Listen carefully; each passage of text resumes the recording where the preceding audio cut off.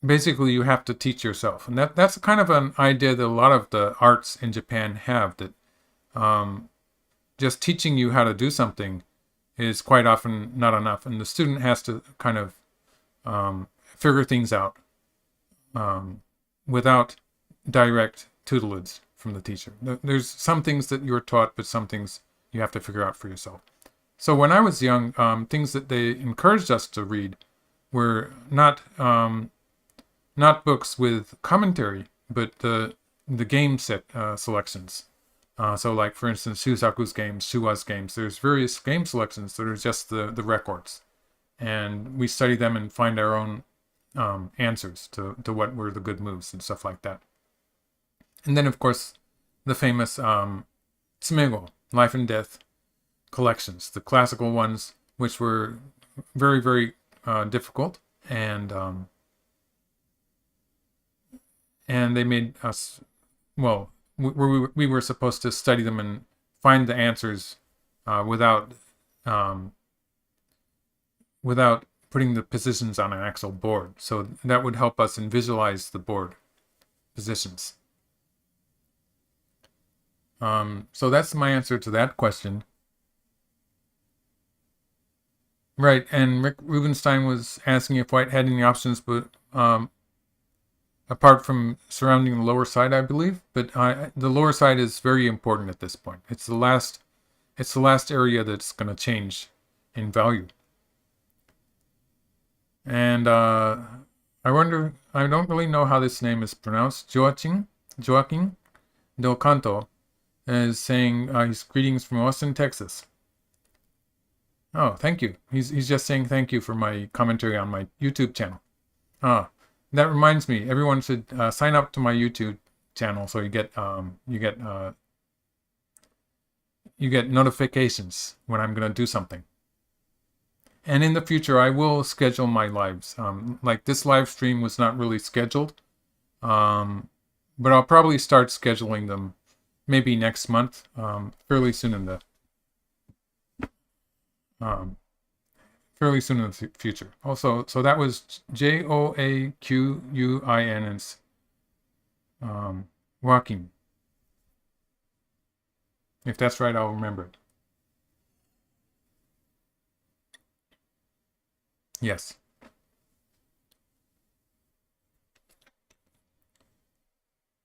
And Marcelo Compernetti is saying he's read that Kitani Minoru thought that you usually learn better when you figure things out on your own. And yes, exactly. I think that's true in many fields.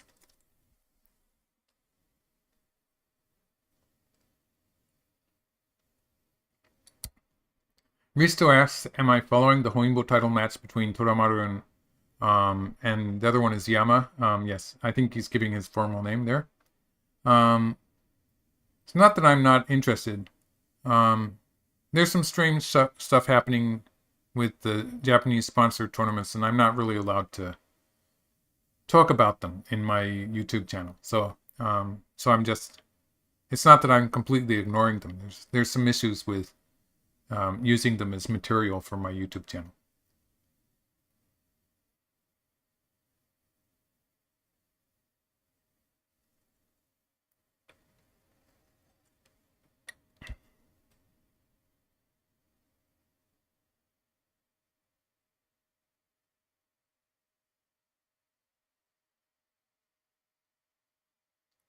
Okay. Someone's asking about the upper side white group.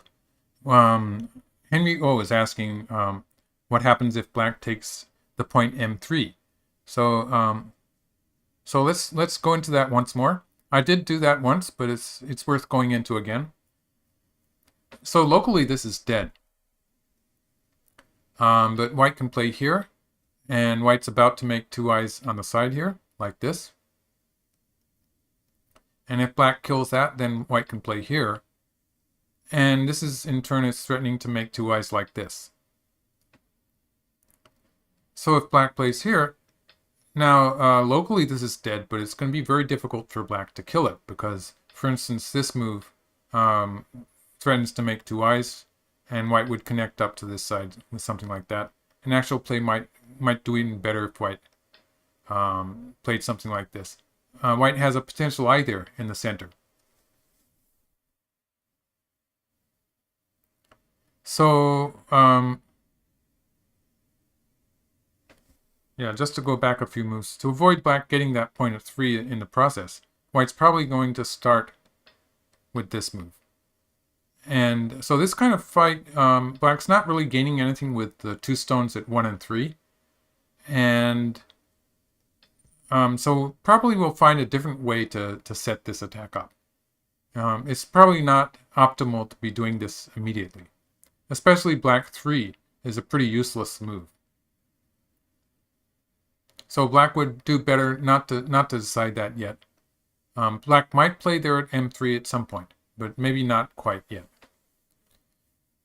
And yes, I think that with this move that black has just played in the center, the idea is, like for instance, if black had done something like this,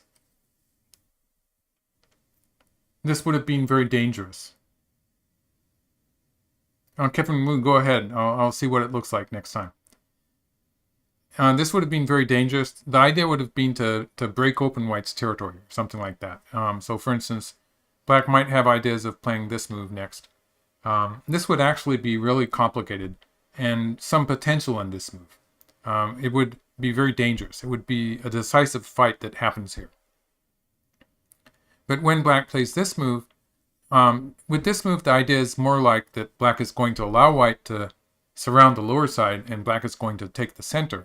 In a sequence, for instance, white does have to worry about the corner a little bit, so maybe we'll say white plays here. This will reinforce the corner. And something like this, you can see black building a big center here. So this is the idea that black has here, to give the lower side to white and take the center in response. In this case, white would, very roughly, white would have something like 50 points. A bit more maybe. Let's see. Not quite so quick with the black territory. But black already has something like 40 points solidly. So if black gets something like 20, 30 points there in the center, it's going to be enough.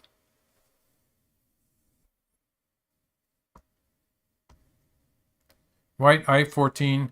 The reading necessary. Okay, so this is AE Salon. I've seen you before. Hello again. Oops. Didn't mean to do that. Let's get back to the game. The choice of white's move here. To completely calculate that would be a huge... For instance, I did show this move where black might play here. Including variations like this. There is a lot to read. There's the idea that black might start with the corner here, or might start with this move here. And all of these could potentially manufacture some kind of an attack where black breaks open the lower side. So reading all those variations would be, it would be a lot of reading. Probably not possible even at this level to completely read it out with these time conditions. So for instance, the players are both in their last hour of time in their main time. So Weon Seongjin has 53 minutes, and KJ has just gone past his 57 mark, so he's got almost 57 minutes. So they're both below an hour, and it wouldn't be productive for them to try to read the whole thing out. But there is a kind of a feeling, an experience, and having read out similar positions before, that gives you the idea that this move is probably going to work. It's a kind of a spatial feeling.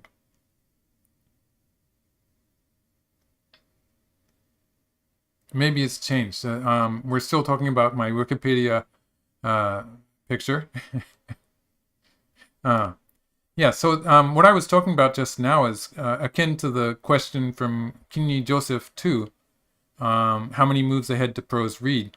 Because sometimes we don't read, actually, so to say. We don't.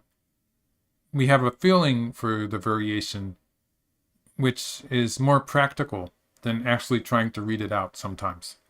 And then, for instance, we could I could show you a ladder where the players almost instantly read something like 100 moves or 50 moves, something like that. There are some of those Nakayama Noriyuki letters that go all around the board and they curl around like that. Then it's even larger number. Um, Thank you, Bodo W. Thank you for your present.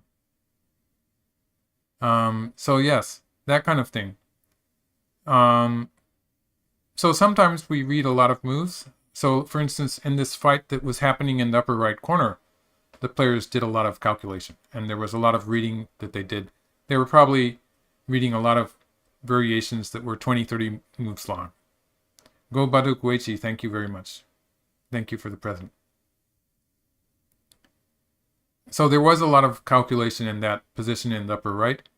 And with White's move on the lower side here, basically it was premature to try to read it out.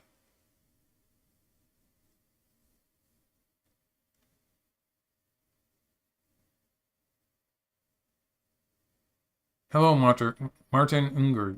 Greetings from Austria. Austria, yeah. So it's early morning in Europe now. Let's see. It must be. I wonder if Austria is UTC +2 or something like that.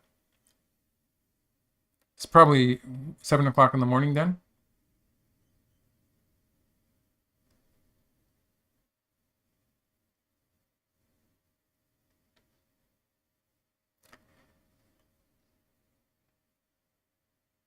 Board visualization is a skill that can be cultivated. That's UW10 is playa. Huh. Okay. Well, yeah, one thing that professionals do, or aspiring professionals do, is they do a lot of those impossible Tsumego problems in the classical collections that are extremely difficult, and if you do them without a board, some of them will take many hours to solve.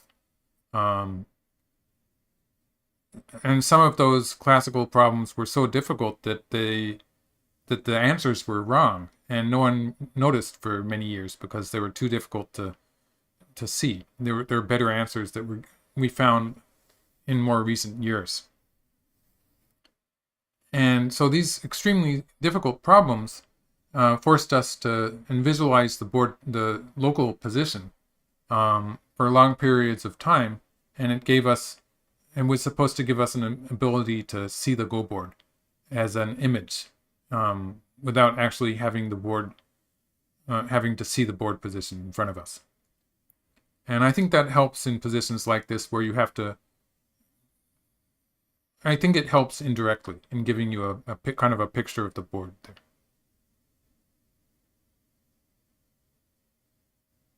Right. So yes. So that's what Rick Rubenstein is saying. He says that amateurs tend to lose track of variations that you've already read, and I think doing those difficult similar problems when we were still young enough to actually concentrate and hang on to them for hours on end was something that sort of trained those muscles, you might say.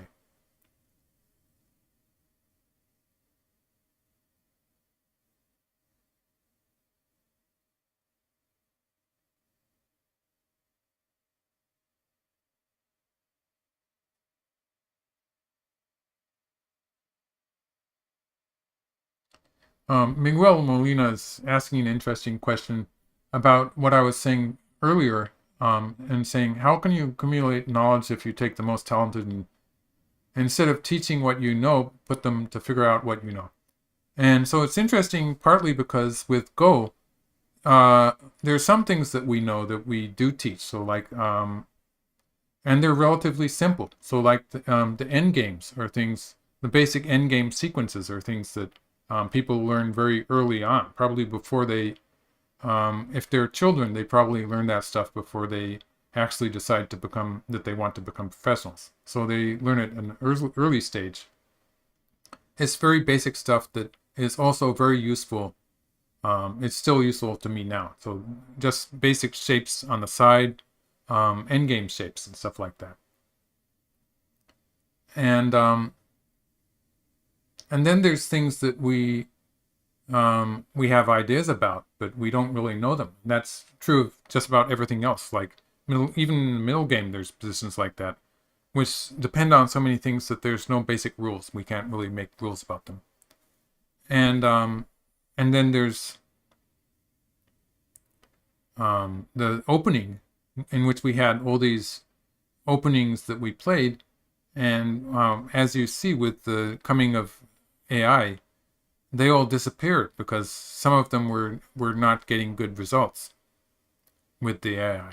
So that's just, if when it turned out to be wrong, maybe we didn't know that to start with, and I think we were aware of the fact that the joseki, the openings that we had researched, were not 100% sure of being correct.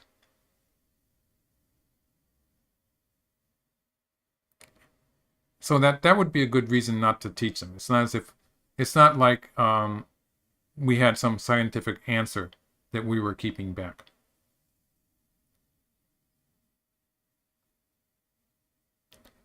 White has to keep the lower side, because if the lower side, okay, this is it's Marcelo Carpenetti asking, is it more important for white to keep most of the lower side or attack the center?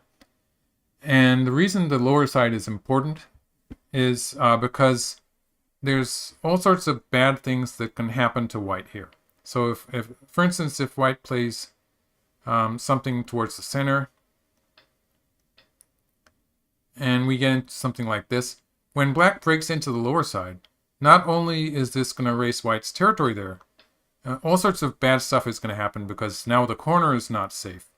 And when black tries to live inside that white corner, it could end up being more dangerous for the white corner than it is for the black group inside. So that's a really dangerous situation there in the corner. And white's group on the outside is not 100% either.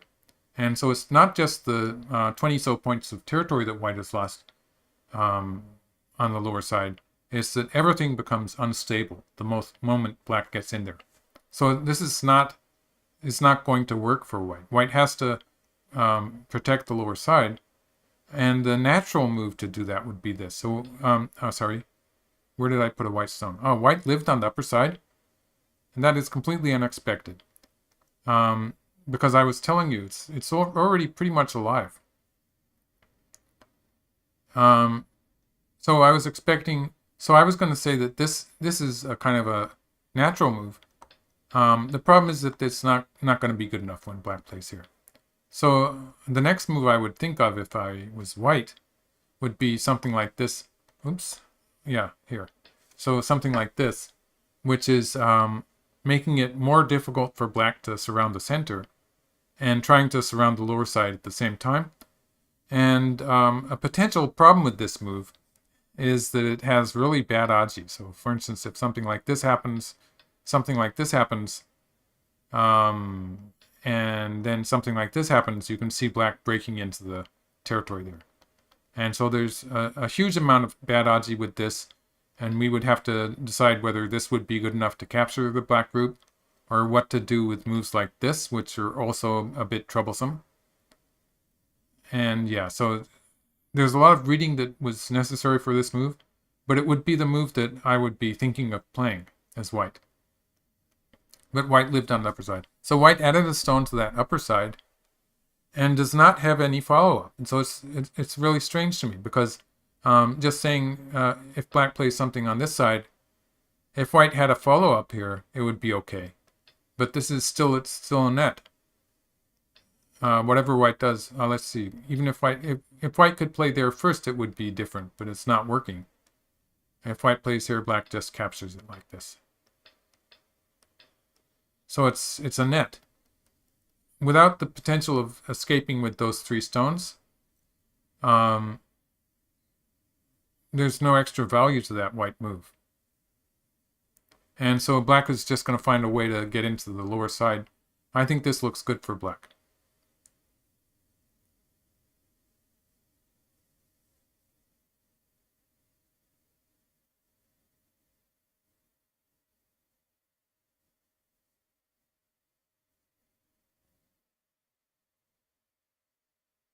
There's not much of a weakness at f3.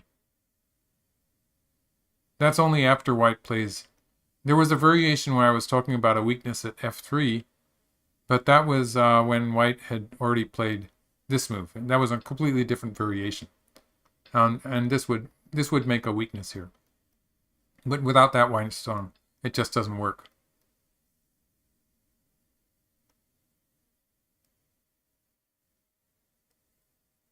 That was Thomas Chambiz remembering me saying that, talking about the f3. G18. G18. Okay, so black is playing very simply here. Black could have played more aggressively, but he's playing very simple. Going back to the question about whether white should surround the lower side or try to reduce black's center, one of the points about black's center is that black has already captured those 3 white stones in the upper right in a net.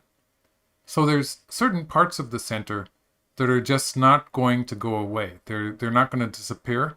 Black already has close to 10 points attached to those 3 stones that black has captured in the center. And black has some points on the black group on the left that is spreading out to the center from the left side. There's some parts of the center territory that will just not go away. And that means that reducing that will still not reduce those parts of black's territory. And it's not as big as it looks. So the lower side was more important.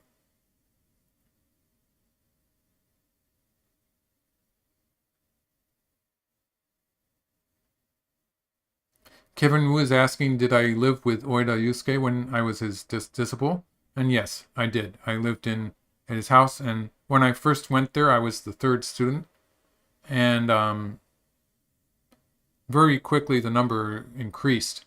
And in the end, there was something like 15. There were 16 of us at the largest number. So that was a lot of rivals to study with and to compete with, which did me a lot of good. I think it was that environment that enabled me to become a professional Go player.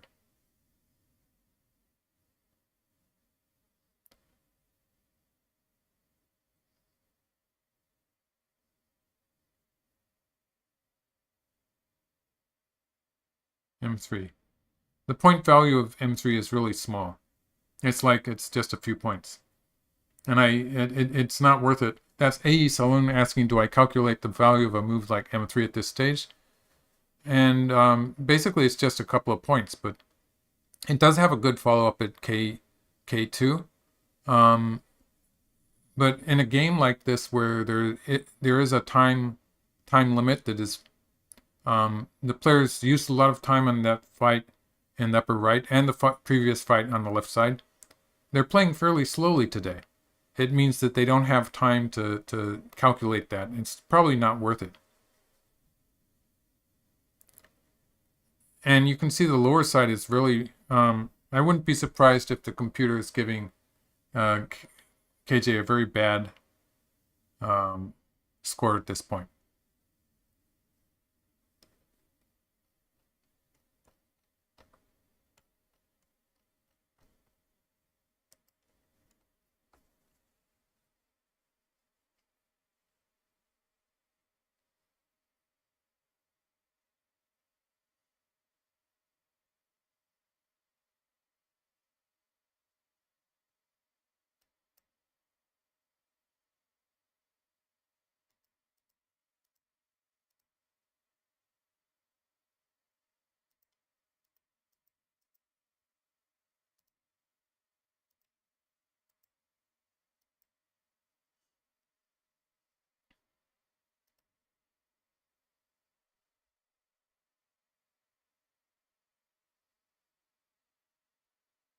Oh, really? L14.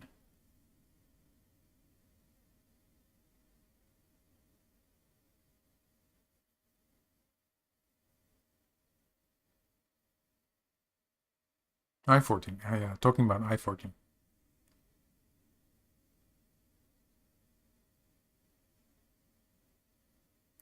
UW10 is Playa. Says, do you feel that the internet and AI has robbed Go of some tradition? Definitely yes. Or is it just positive advancement of the game?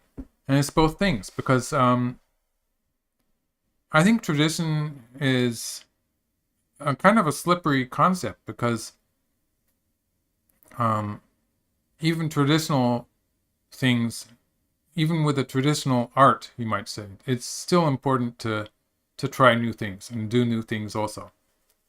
And so you can have a traditional thing.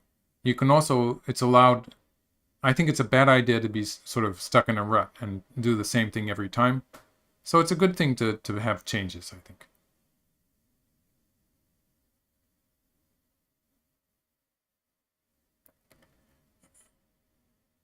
It is true that this kind of game is a lot more complicated than a simple game where white surrounds the lower side and black surrounds the center. So it's a more complicated sequence here.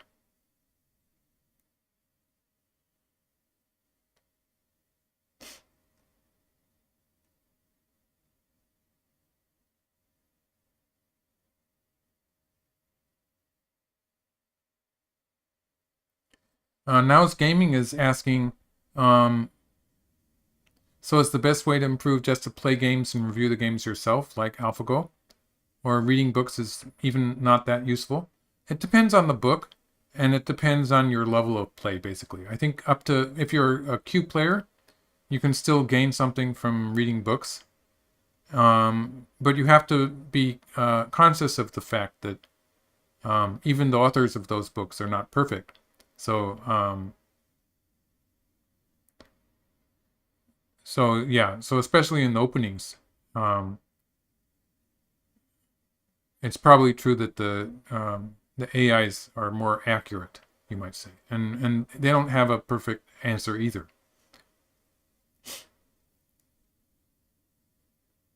But you can learn from books about Tesuji and Smigel.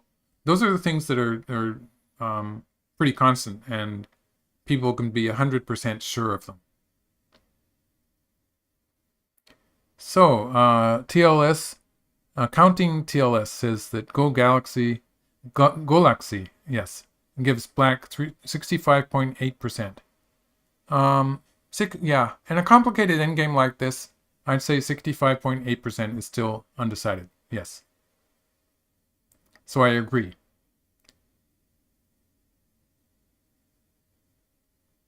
Right. Is L16 still possible? L16? L16 is probably not. Um, there's an issue with black's 3 stones on the right. So let's L16. L16 seems to be a popular move. It's Thomas Chambaz and Bodo W has mentioned that too. So let's make a diagram. Is this move. The problem is with the black stones on the right. So white can capture these stones. Or white can get fancy and capture them like this. This is the fun way to do it.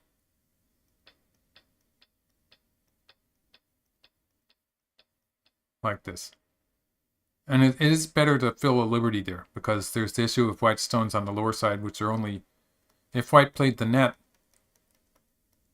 white would be winning by only one move. So it's that would allow a potential squeeze, so it's better to fill a liberty here. So it's actually better to do it this way, the fancy way. And it's a ladder-like shape. So it's that issue on that side. It's going to be a problem for black. So maybe just something like this first would be a natural move. Black could try to play some forcing moves on the right towards white's right side. Oh, that's me. Yeah. Okay. Let's see what the game. Okay, we're still like that.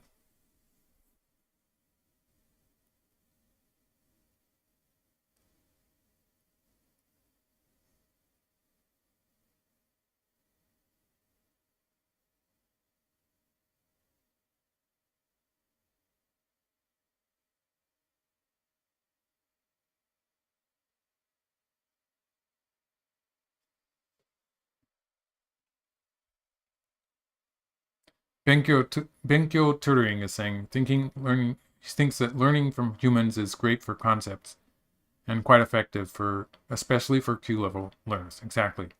And the problem with AIs at this point anyway is that they cannot give you advice. They cannot explain. And so humans can explain and make guesses as to what you might not understand and stuff like that.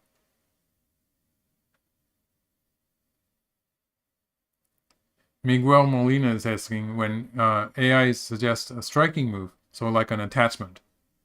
So that would be like, for instance, AI suggests attachments against a one-space Shimari or various corner enclosures. It is always the case that professionals understand the rationale, and not immediately. It takes a lot of research, and it takes and then sometimes we have our own ideas as to how it's working. That's something that we cannot ask the AIs. We have to try out the moves in our own games and see how they might work.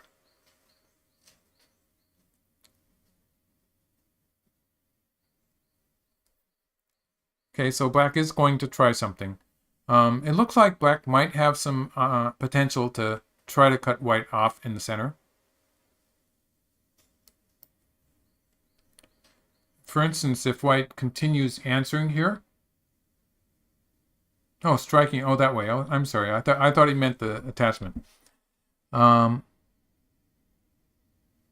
more likely, we don't understand always. if striking like interesting, yes. Sometimes we're just surprised by the computer. Okay, so just to make some variations for this move. First of all, if white plays here, black has a number of things that black could do. But for instance, if black plays here, it's going to be relatively easy for black to cut off white's stone in the center. So that's one variation. Otherwise, even if white plays underneath, and we get to something like this would change what was happening in that variation I was talking about earlier. I guess white wins by 1 point in one move anyway. Yeah, I guess this one is okay. But black could play here, and then here. So this might be more aggressive, in which case, yeah, or even here. So this would be a ko. A ko would still be dangerous for white.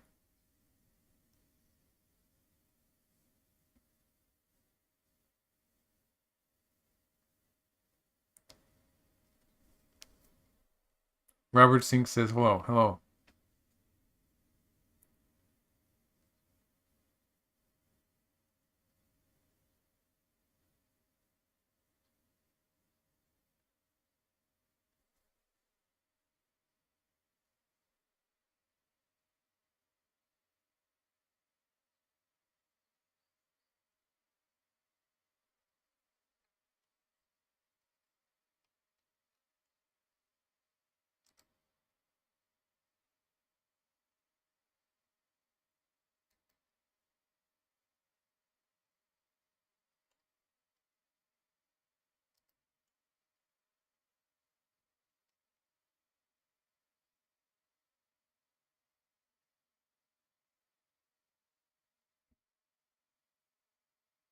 Oh yes, yeah. I just misunderstood Miguel.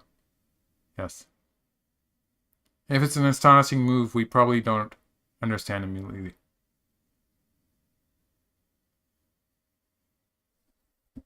And that was my mistake.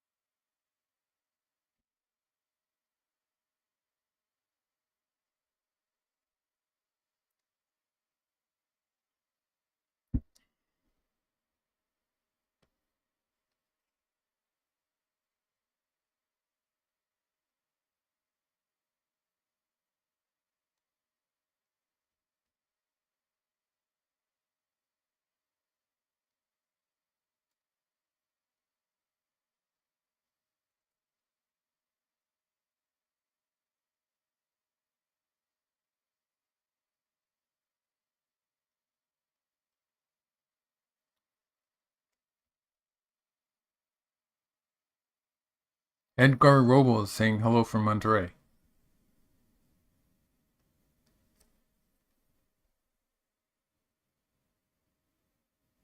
It does look difficult for white to me. Let's take a look at the territory. 2, 4, let's see. That's about 10 points on the right side.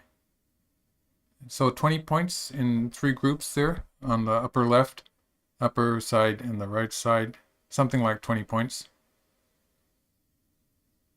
More than 20 points in the lower left corner. So that's what is secure at this point.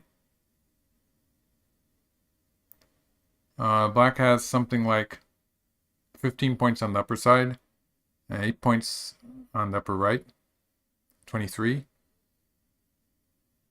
So that's about, if we add the left side, that's 40 points.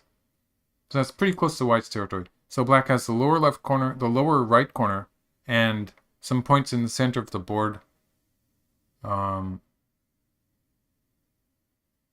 for white's lower side. A slight advantage for black in territory already. And it's not clear whether black can make any more territory in the center. So that's sort of still a question mark to me. I would say that black seems to have a lead. Ko in the bottom right. Jim Oyang is asking about a ko in the bottom right. The ko in the bottom right is dangerous for white. I'd say that's dangerous for white when black can... Okay, it's worth a diagram though. So there's a ko here at some point. But it's very dangerous because white is going to lose a lot on the right side here when white loses the ko. And next black can capture white's stones on the outside. So it's a dangerous ko for white. And there's the fact that even if white manages to win the ko, for instance in a trade like this, black's corner group is not dead yet. So at some later point, black can still play here and it's going to be another ko in the corner. So the fact that it's not decisive in the local corner fight makes it not so attractive ko for white. So white's probably not going to play that ko yet.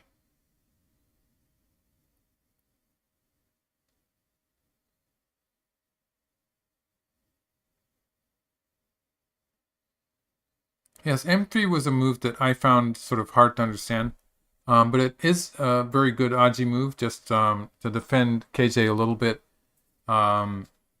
It removes that potential attack that black had against white on the upper side.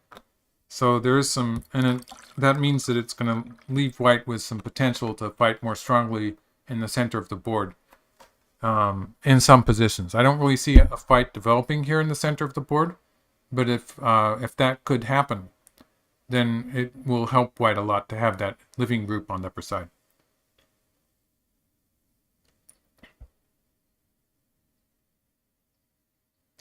Well, Won Seongjin, I think there was a player of the same name at least who was pretty old. So it must be him. I don't recognize him anymore.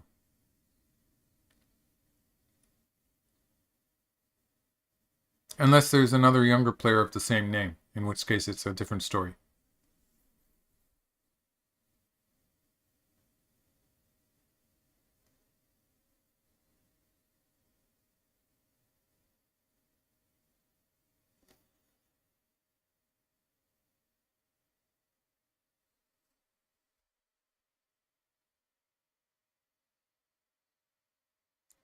So the clock on the server I'm looking at,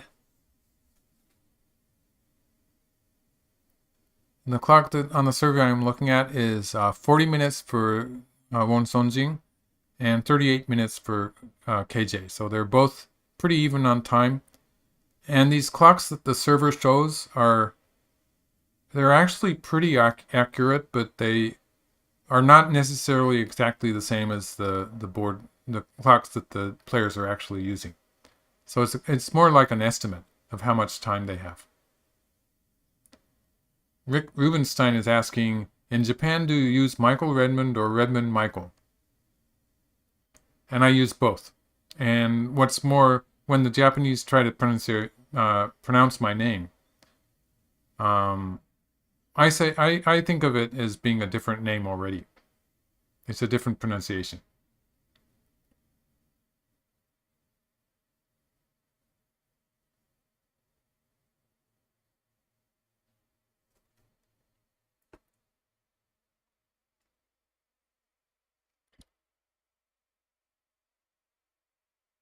Okay, so white's going after the two stones. This move actually makes sense to me.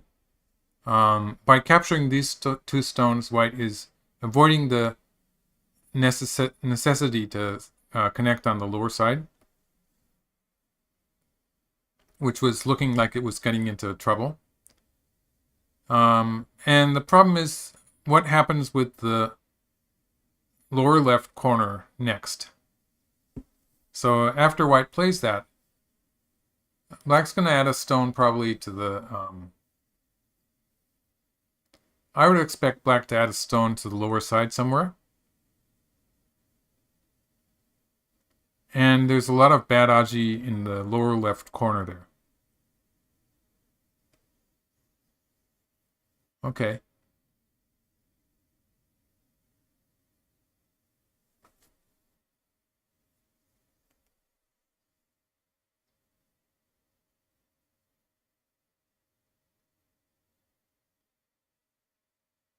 Yes, that's my name and the Nihonkin homepage, I think. Michael Redmond.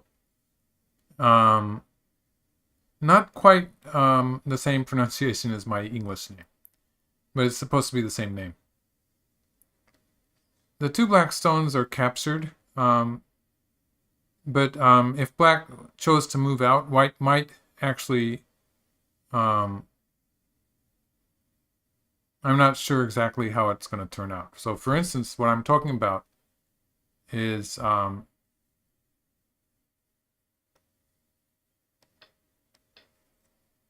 if black plays like this would be an attempt to save the stones, but black doesn't have anything significant on the right. So this would be the best move maybe, but white could relatively easily capture these stones. I guess white could do it like this. So that's not amounting to anything. If black plays here, white can still capture it like this. But black could play here, threatening to cut on the right. And then could play here and play here. And we could see white getting cut off in the center. So stuff like this could happen. It could be an issue, in which case white might try something a bit different. And in some cases, black might be getting away, or maybe not.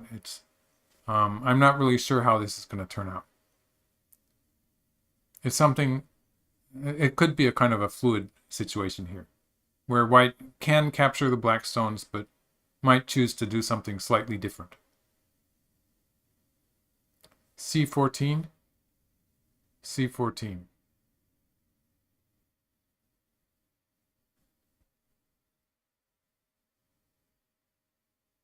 C14 is suggested for black. That's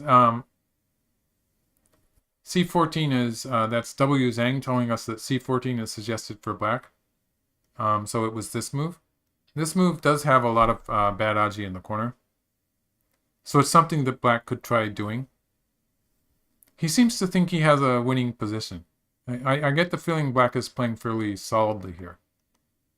So if people are right that the computer is saying that the game is fairly close, 60-40 for black. Actually, at this point in the game, 60-40 is potentially a difference that black could actually take to a win in some cases.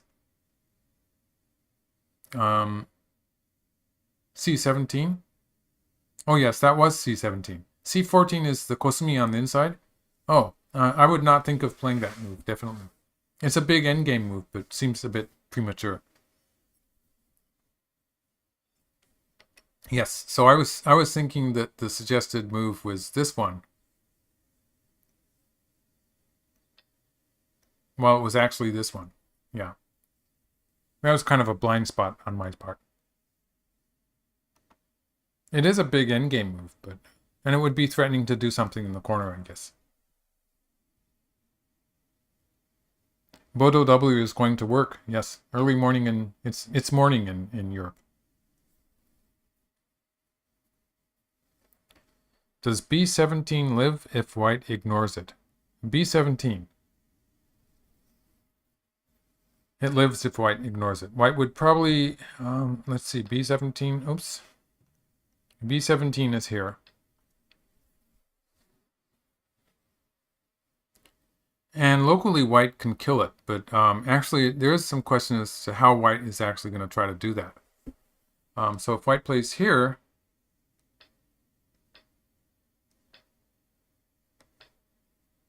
there is some issue here. This is not a completely dead position.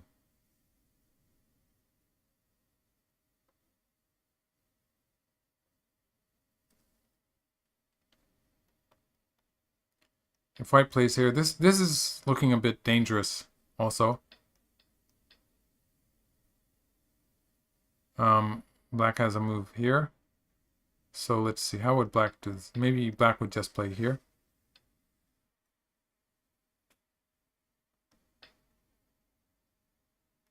Or black could play like this.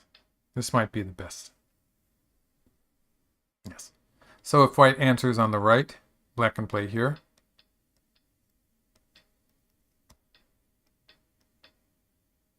And here. This would be good for black.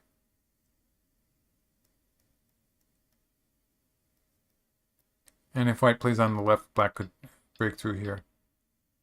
And white would win in the corner. This is one way this could sort of work as a squeeze. You can see there's all sorts of stuff that can happen in this corner. And I would be just trying to find a way to go for it locally. But he's not doing that.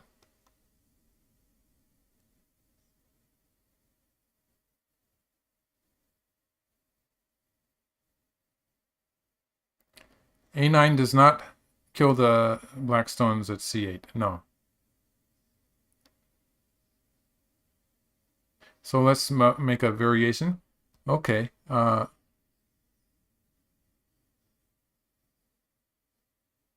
Jonathan Woof is asking, if white plays at A9, doesn't that kill the 3 black stones at C8?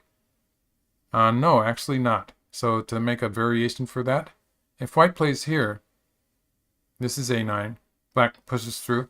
Black has 3 liberties to white's 2. So basically, white cannot extend the liberties, and black's going to win by 1 move.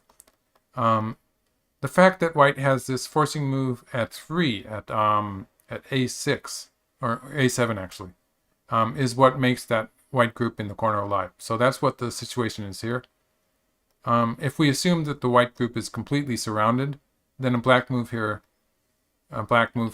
is answered from the side, so that white can continue to be alive in the corner.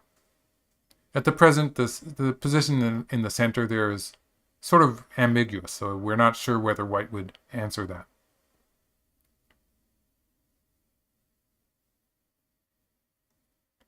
So black has played this move. Again, this is an example of the fact that white can capture the 2 black stones, but I'm not 100% sure that white will immediately do that.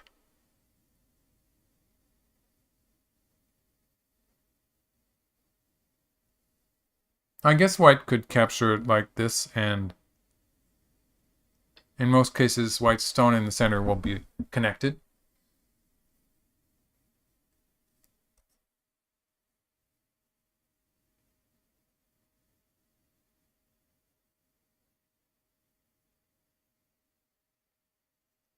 But not always, yes. So this is an example of how it could get exciting. If black plays here and here, and if white chases from this side,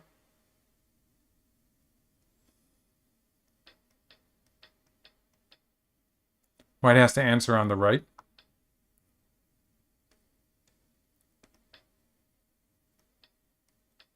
These 3 stones are captured. And these 3 stones can escape. And it could develop into a big fight in the center of the board. But you can see black has cut white off. So it's a position where actually white can probably get away with this move. Maybe not so serious, but it is a position where it's a possibility for white to choose to play something like this, which would connect to the center and threaten this move on the side. So kind of a trade where black gets to save those 2 stones is a potential. It's an example of how the black stones were temporarily captured, but white does not necessarily immediately go after them. Always.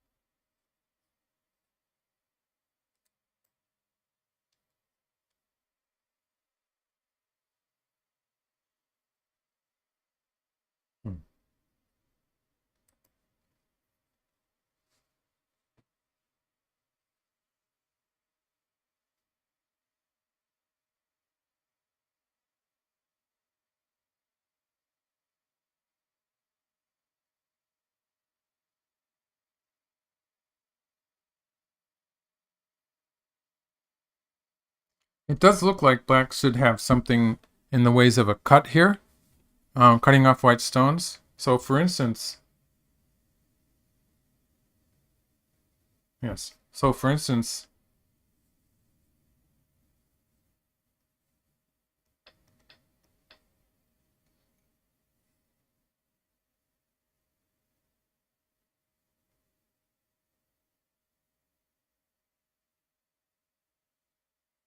something like this.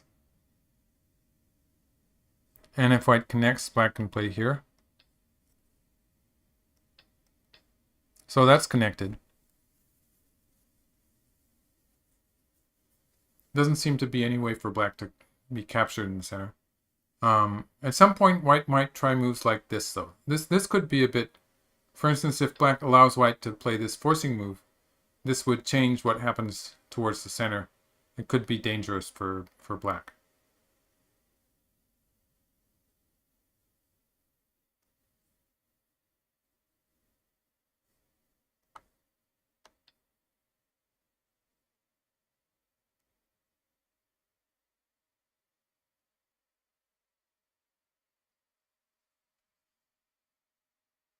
C8.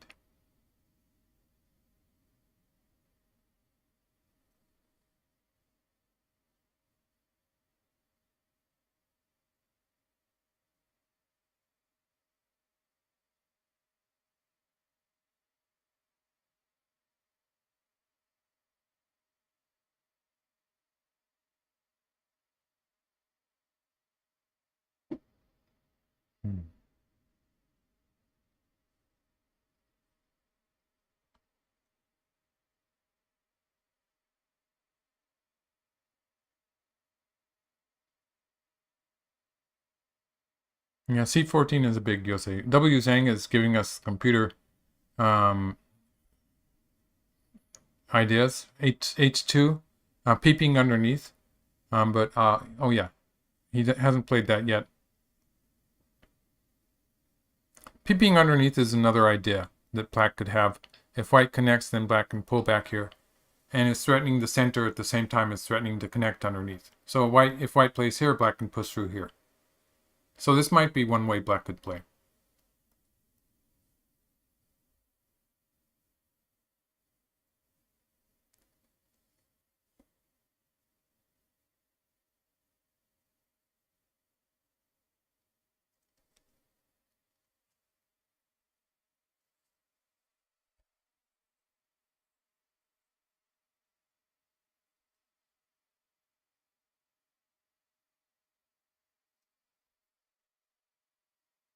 Oh, but black's already, yeah.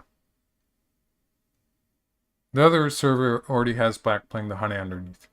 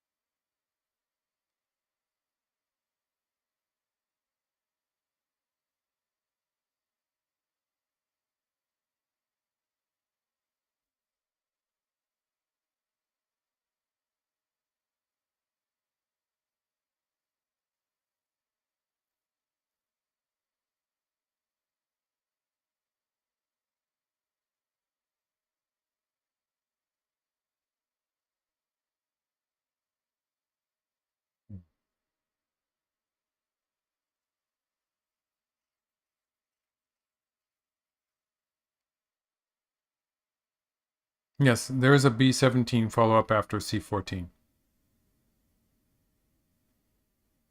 But actually, yeah, the other server is showing some moves here. So just to, that's because I'm in the, oh yeah. So it's like this. So black is played here and here, and now played here. Yeah, this move immediately is already a troublesome move. So it's a question of how white's going to kill this. And could be interesting.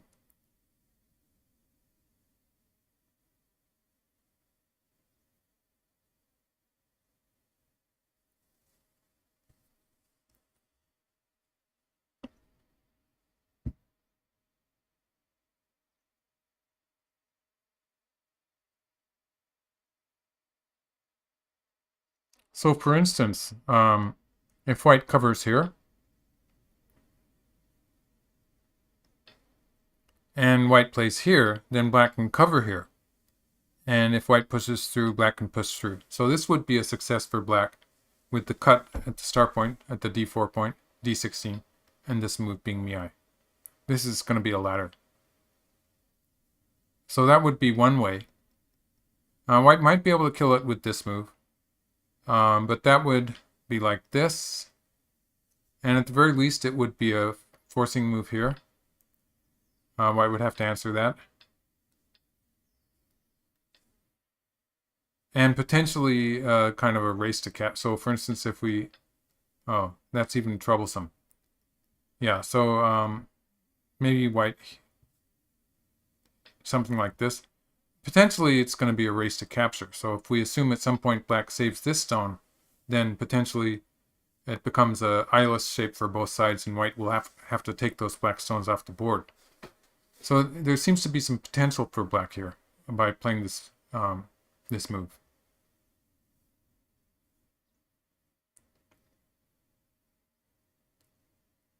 And white h17, Cedric is asking why it's big. It's big because black could capture it. It's also big because it's going to come into the calculation of moves like this that when black plays moves like b17, it's going to have to do with whether black lives or not too. And yes, black capturing at h17 would make it a lot easier for black to cut in the center, which is something that black can already do, but there's some bad odds associated with it. So for instance, just assume that white's found a way to deal with that corner situation. In this case, there is a lot of bad odds associated with this move. Again, it's the fact that white has lived on the upper side is going to white's move there at m3 is starting to work now in a way, because white can just do whatever he wants in the center of the board. If white gets some extra forcing moves, I still don't really know how it's going to work.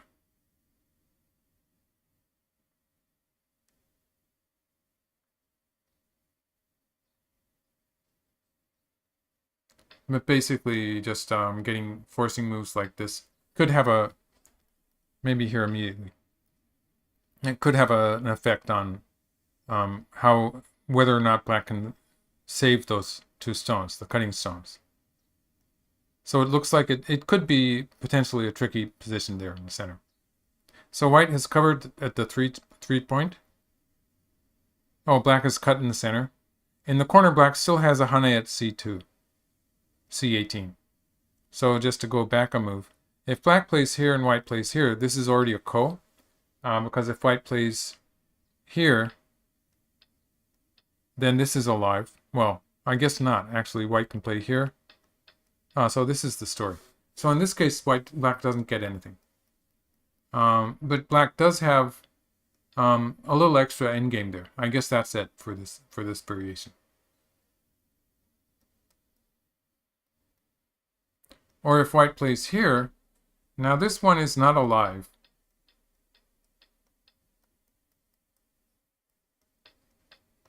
It's not alive, but it is a lot of bad odds. So again, black would be getting a forcing move here, and potentially it would be a race to capture, which is what black is trying to do. So black has played the diagonal move here and cut. White answered on this side.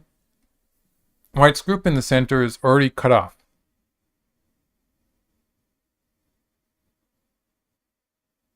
But black now needs a move to save the cutting stone.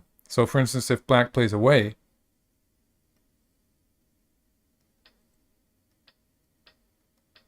white can capture this in a net.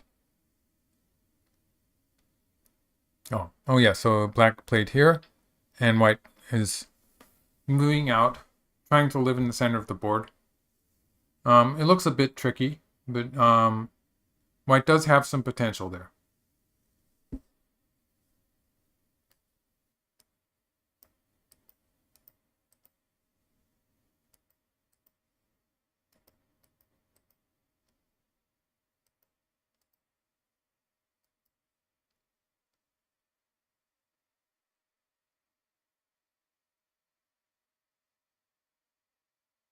Oh yes, and on the side, I made a mistake just now. Um, so so if black plays here and white plays here, I was saying white could kill it. Actually, black can play here, and white's not going to be able to kill this.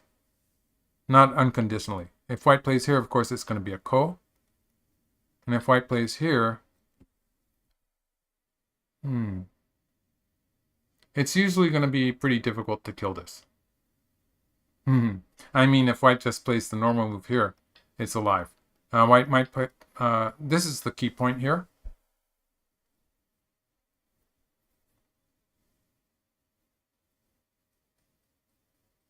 And white has managed to kill it. But it is a position where white does not really have an abundance of liberties. So it's something like this. And later on when black plays here, you can see that the whole thing is going to turn into a race to capture eventually. And white will win, but the territory will dwindle a little bit. I guess this is a win for white though. So there is a bit of aji there, but maybe it's not going to be decisive in the lower left corner.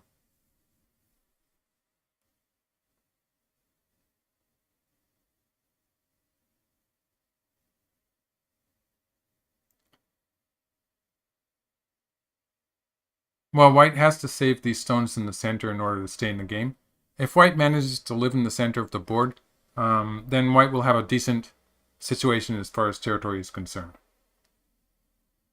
Henry O says he thinks it's difficult to live for white, and I agree. But yeah, white has to accomplish that. Sacrificing those stones in the center would probably lose the game.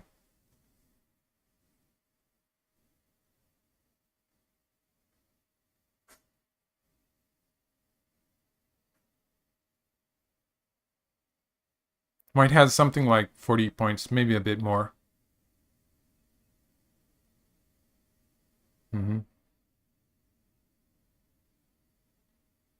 Yes. So even if white lives in the center, it's probably going to be fairly close.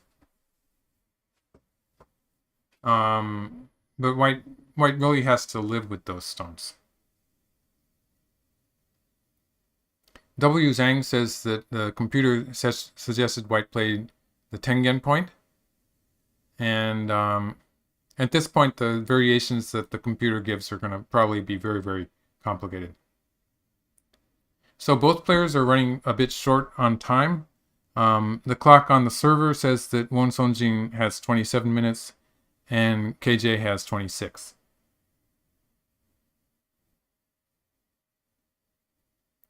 E10 seems okay for black. E10. E10.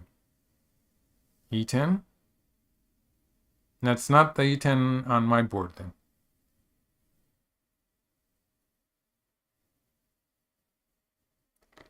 J10 or maybe I10, somewhere around there would be, or I10 or I9. Somewhere around there would be a normal move. I think I10 would be a normal looking move.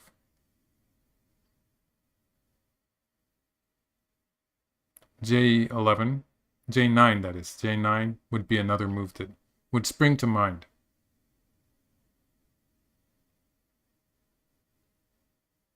If white can activate the N8 stones, those are the 3 stones on the right, if white can move those out somehow, that would be a good result for white.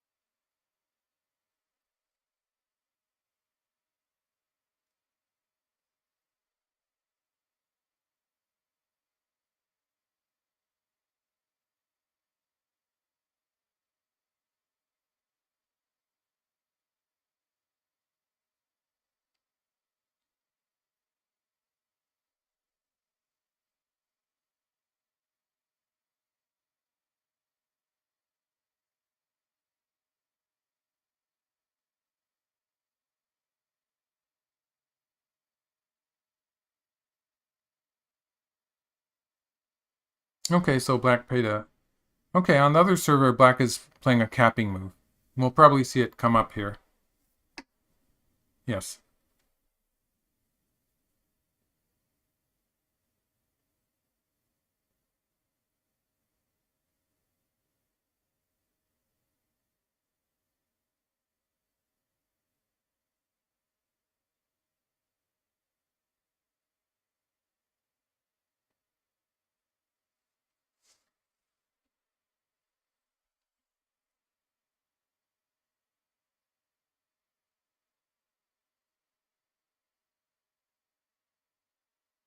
Hmm.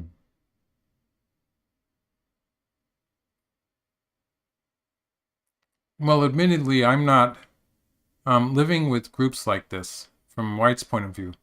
It's not really something I'm that good at and something I like to do. I prefer to be on the killing side. So this is it looks difficult to White.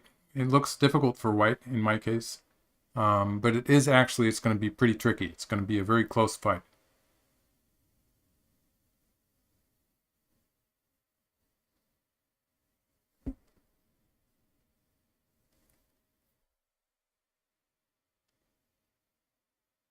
Stephen Ruklowski is asking, is it knockout format or best of three? In this tournament, it's a knockout, so it's just the one game match, and the winner of the one game is going on to the next round.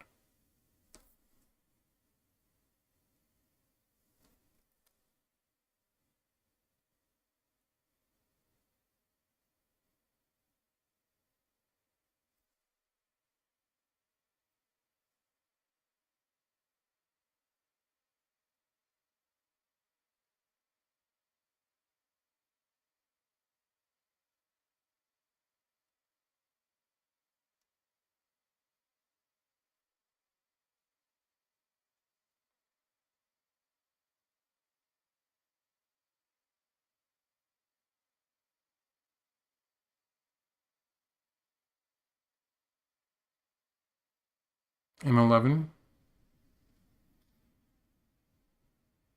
Hmm. M11 is a kind of a shape move, but I don't know how it's going to work.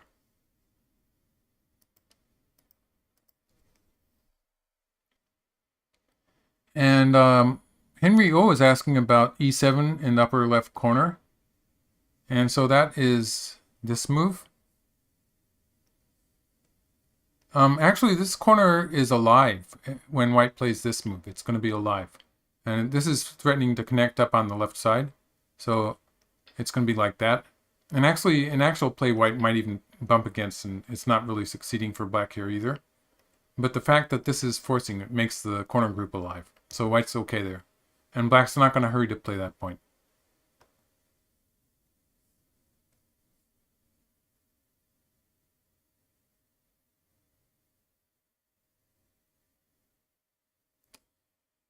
Kevin Wu thinks people would notice me in public. There's not that large a percentage of Japanese Go fans, so they don't recognize me. I get away with it. Okay, so White played an interesting move at G12, and this is aided by the fact that White has some forcing moves here. So first of all, this move is forcing, threatening to push through on the lower side. And this move also, in most cases, provided White has enough liberties on the outside, it's going to be forcing. So White has these two forcing moves that are basically helping White connect up with the marked stone on the left. And it means that White can sometimes capture the black stone.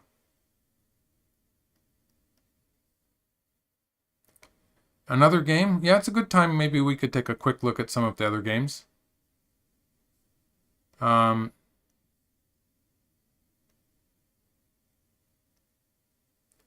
So this is the game that Ichiriki is playing. And just to go quickly through some of the moves that we didn't see. White was attacking Black on the upper side. And Black used this forcing move to save it. So we went that far. And White captured the black stones in the center. And this was about when someone was saying that White, and the computer gave White 99% winning advantage. So usually a professional player can take that to a win. Although not always. It's pretty tricky. So White plays here. this was basically setting up, I think white was just setting up a forcing move here, which would threaten to connect to the corner, and then white would be able to bump against here and capture that black stone, or at least squeeze it. Squeezing would be good enough. So that was probably the idea.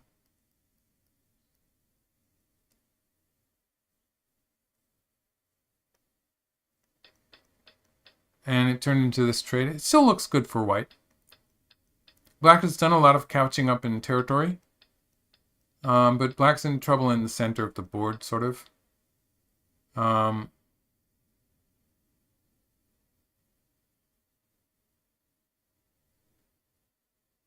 It still just looks like a difficult game for Chen.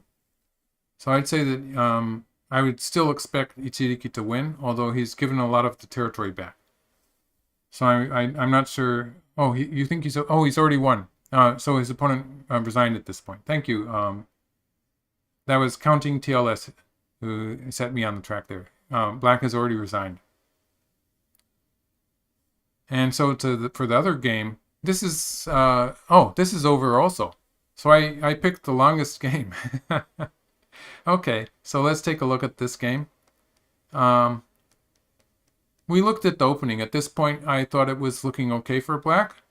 Black had some more territory than white.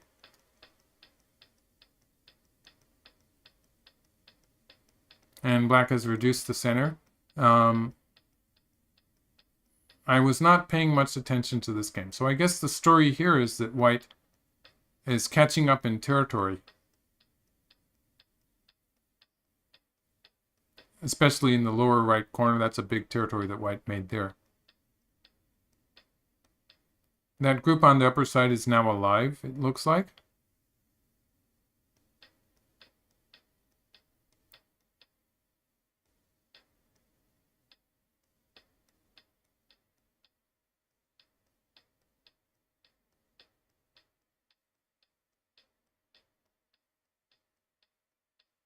Yes. And so this was the final move of the game, and the black group cannot escape. So I think the idea here was that if white was to play this move, then black would be able to, let's see if this works. And maybe it's not going to work anyway.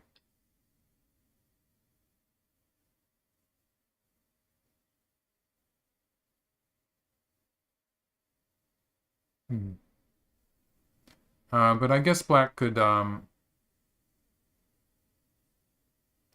in the game, let's show the game. So white played here. No. White played here. And black resigned.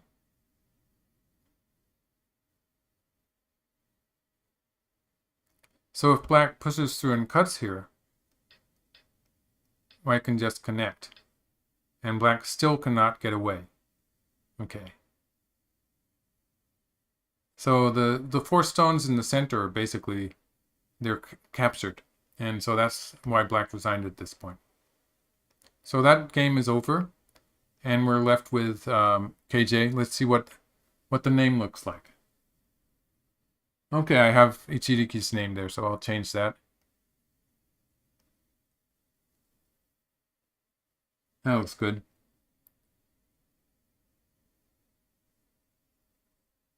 Yes. Okay, so we're back to this game. A lot depends on whether black can kill this white group or not.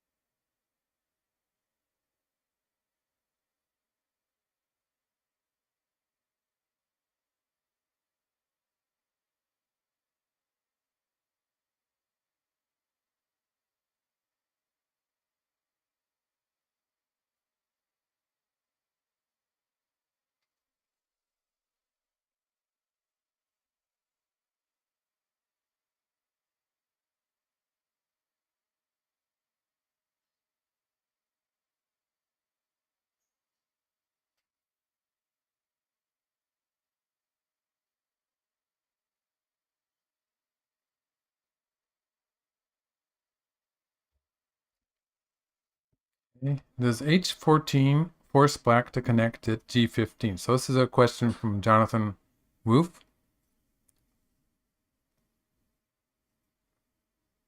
H14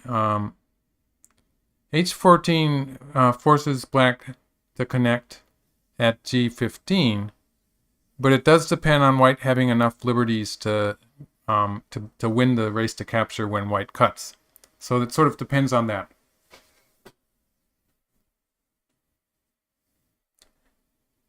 Let me say that, and Iris is commenting that maybe white can actually live in there. That's the idea. White is trying to live in there. That's the plan. It's starting to look like white has something like ice base, right? It could be that the move black just played there as the knight's move was a bit weak. It's starting to look like white can live. It's still hard to say. It's hard to visualize this. And there's still options for black to play for territory and win by territory.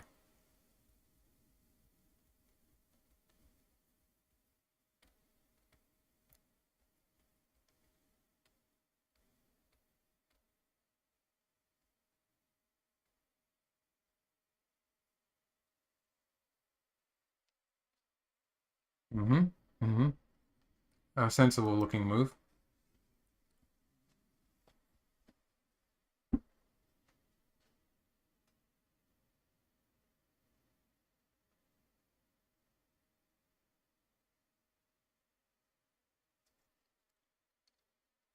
And I think white has to expand his space as much as possible. So maybe the connection at J14, a combination of that connection and the connection at I11.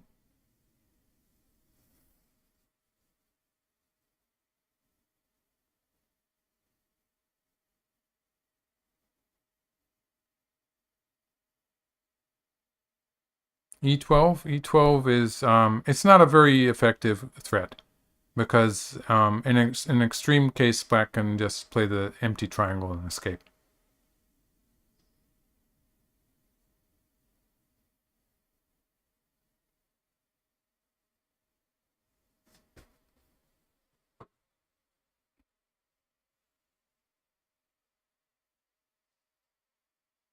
B13.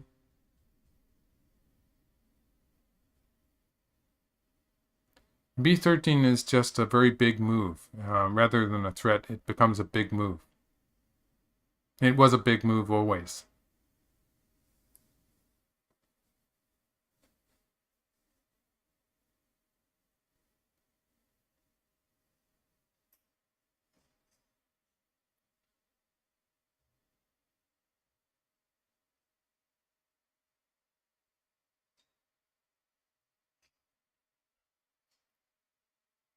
E12 is the peep. Okay. That is a kind of a threat. It's white's not really going to have time to make that work, though. I sort of doubt that that's going to come actually happen. Thanks for setting me straight there, A.E. Sullen. E12 is a kind of a threat, but it's not going to work until the center is fixed, basically.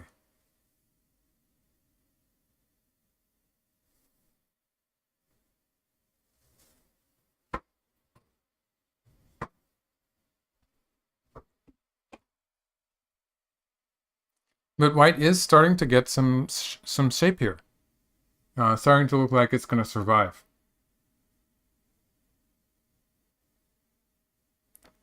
Even Danielle, can black win territory-wise even if he can't kill? It sort of depends on how that turns out. Black's not really gained anything so far. Potentially black could get some extra territory in the right part of the center. But otherwise, black has not gained anything yet. So I'm sort of doubtful, but it still depends on whether black can get anything extra out of this.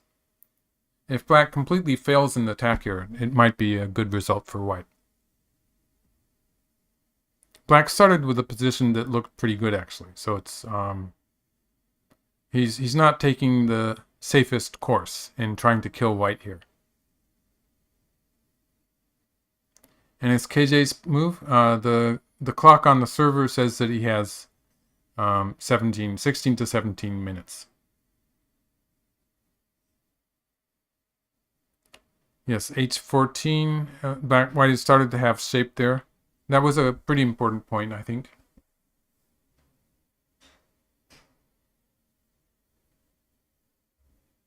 Brendan Panflotis is asking about AI analysis. People were giving pretty high, I think, giving pretty high percentages to black earlier in the game, and now it's gone down a little bit, I think. It's pretty close to even, apparently, at this point.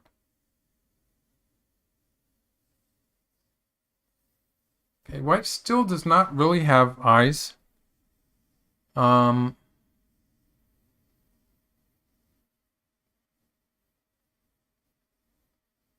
But there's still a little space there on the right side of the center. I don't really like this move.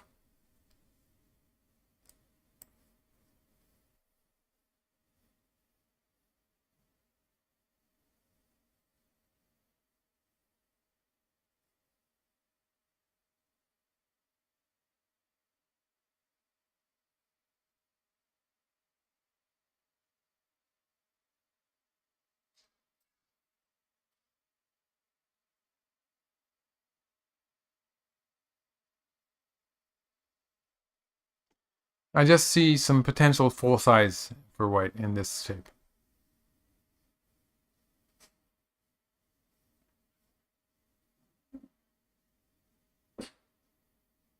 H14 might have been better. I was thinking of playing J14 first, and then just connecting at I11.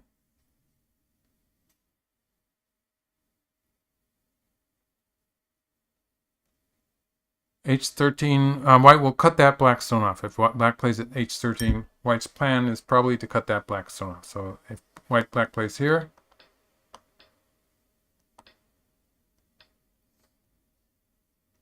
like this. So this seems to be white's plan. And like if we had a solid shape for black on the outside, it would still be possible to kill it with something like, for instance, something, this doesn't work though, does it? This is already not working like this.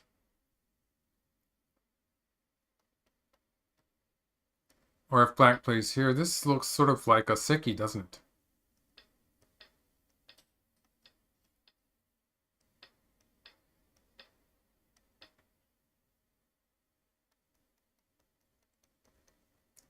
So yeah, poking, rather than poking, actually the stronger move is probably this one.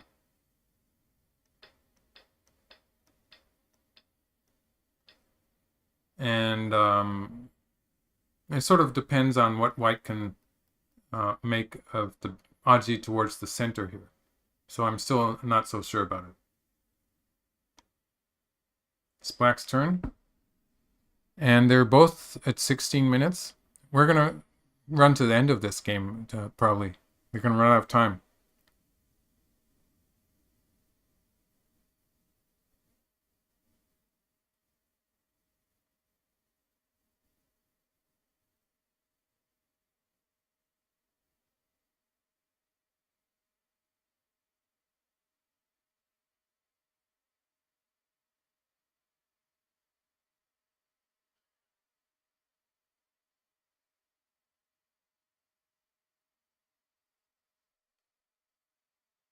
White wants to target K6. Yeah, that would be ideal. So this is W Zhang. White would like to be able to somehow live and get this extra profit with an Atari here also, with a potential cut at on the fourth line at J16.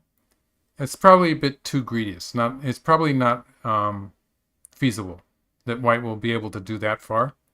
And that would be a reason for KJ not playing the move here, which it would be relatively safe to play this move. And I was thinking he would play here. And it looks like white is going to have enough room. And a reason that he might have chosen not to do that would be because he's sort of hoping that at some point he can play this Atari and get some profit on the lower side. Being a bit greedy. It doesn't really look like it's 100% alive, but it is really difficult for black to kill it also.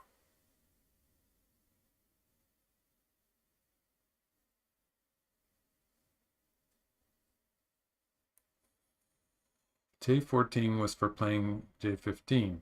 J14. J14.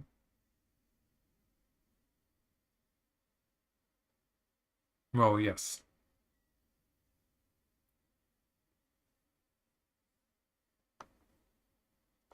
J14 is for playing J15 if black leaves it. And that's why black plays here.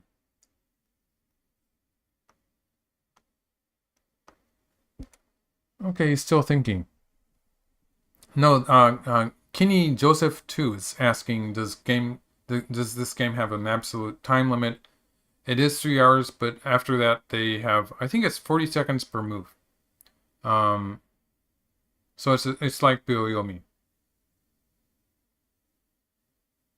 And that's probably starting 5 minutes before they run out of time, or maybe they have 5 sessions of it. I'm not sure how that works.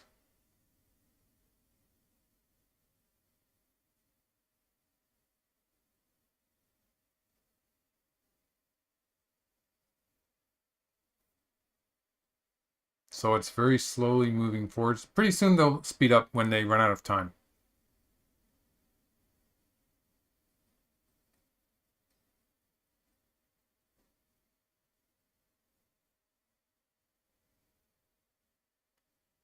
Kevin Wu asks, what is my favorite time control? I'm pretty much used to playing at 3 hours per player. So I'm used to that. I'm okay with 1 hour. I think 1 hour is, since it's with Go being shown on the internet a lot now, it's sort of becoming a spectator sport in a way. In order for that to really work, I think that it's good to have the games moving fairly quickly. So at least 1 hour. 1 hour makes for a shorter game, shorter than what happened today. And the type of overtime. The time control with overtime, yes. So Benkyo tutoring is saying that maybe maybe Kevin Wu is asking about the overtime, and with overtime, obviously as a professional, I've been playing almost all the time with the Byoyomi style. That's the Japanese way of doing it, just giving a certain number of seconds for each move to be played. But I am sort of a fan of the Fisher Byoyomi, which is the Fisher second reading is something that Bobby Fischer suggested would be good. And it's giving an allowance of a certain amount of seconds usually for each move that is played. And it's used a lot in chess. And the value of this is that there are some moves that are just sort of obvious anyway. And it's sort of stupid to be using a whole minute or whatever the time control is for Byoyomi, using all that time to think about a move that is like an Atari and it has to be played anyway, and the players are trying to think of moves in the future, is a kind of a waste of brain power, if you ask me. And it would be more efficient to be skipping over that move and playing it quickly, and then using the extra time on a move that really matters or that is more complicated. So I think that the Fisher Byoyomi system, the Fisher time control, is very logical in that way, that it gives the players the option of playing quickly and gaining a few seconds.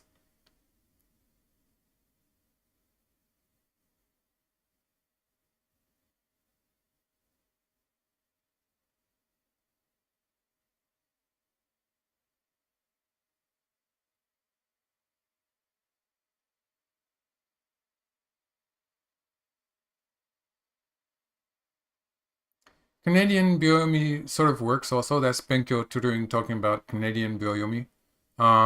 That's a certain amount of time for each a certain amount of moves. So it could be something like 25 moves in so many minutes, 5 minutes or something like that.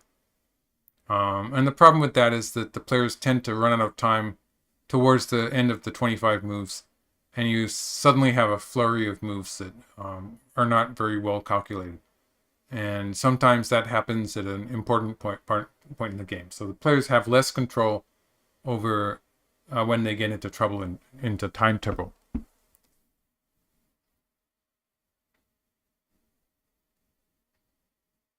Mm-hmm.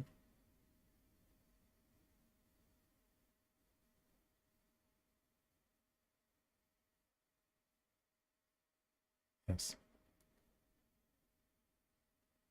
So Won Sonjin is using a lot of time on this move. Maybe he's trying to find a way to kill the white group.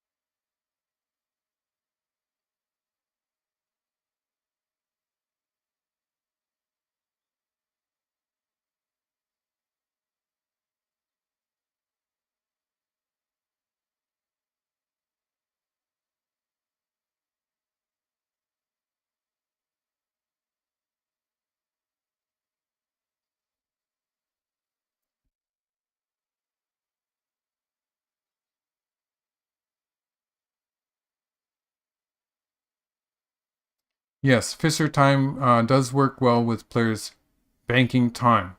Another good thing about Fisher time for the tournament directors, I think, is that you generally have a fairly good idea of how long the game is going to take, because usually games like this, if they go to the end of the game, they're usually something like 235 to 250 moves. You do have exceptions to that rule, but a lot of the time it's something like 250 moves. So you can calculate the number of seconds you give for each move times the number of moves you expect the players to play, and you can get an estimate of how long that game is going to take. And it usually works fairly well to schedule the tournament, I believe. So black has suddenly played a very thick move. This is actually, it's threatening white's group in the upper left corner. So in order to live in the upper left corner, white needs to add a stone now. Because if white does not, looks like black can play here and play here to kill the white group. Maybe here. So locally it's not alive, which would be a problem. So yeah, so if white plays here, then it's going to be alive. And usually black would have to answer that with something like this. But it might be the idea that black's going to try to kill white in the center after this, after making this exchange. So he's taking away the forcing move that white had here, probably taking it away, or adding some security in the center.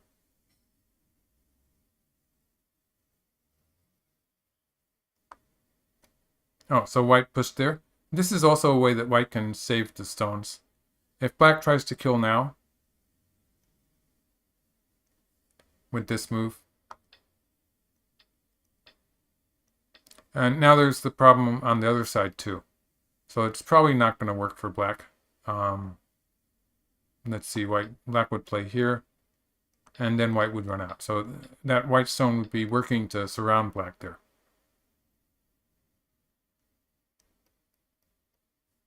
Yeah. So white is defending that. If black adds a stone, for instance, here, it looks like white still needs to protect that group on in the upper left corner. Yeah, I think white needs to protect it. And my guess is that if black plays this move, it would be a thick move that doesn't really gain any territory. So it would be an idea that black was going to try to capture white in the center of the board. Otherwise, black could play something slow, like black could start experimenting, trying to see what white does with this corner, play a big endgame move, play some kind of defensive move here in the center. That would be heading into an endgame. So it's a point where black has to make that choice. And he's down to 6 minutes now. Yes. So Benkyo tutoring is saying is clenching his fist before he punches. Yes, I think that black could be just gathering strength here, making a thick shape before he actually tries to kill white in the center. And that sort of is, it's Won Seongjin's style. He is a very powerful fighting player, if I recall correctly.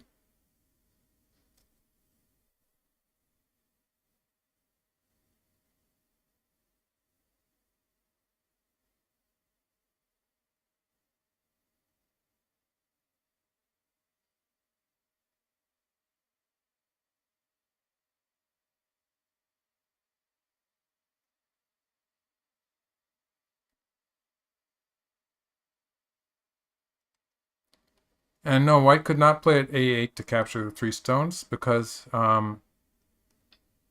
black cuts here. And it doesn't work.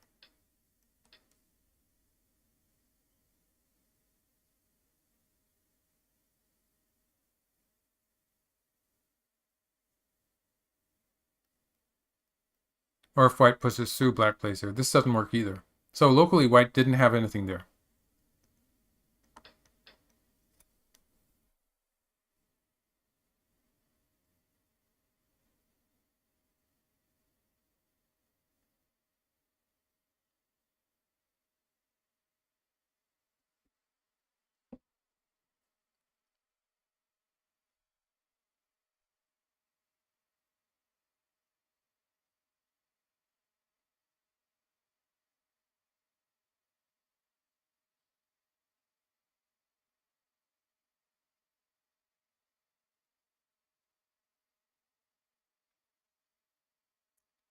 Kevin was saying this is like the puzzles I publish every other day. I actually publish the puzzles every day that I'm not doing something else. So like today is an example of a day when I do not publish a Go problem. But on every other day when I don't have a video coming out or something like that. And they're just simple problems. They're basic life and death. Nothing like this.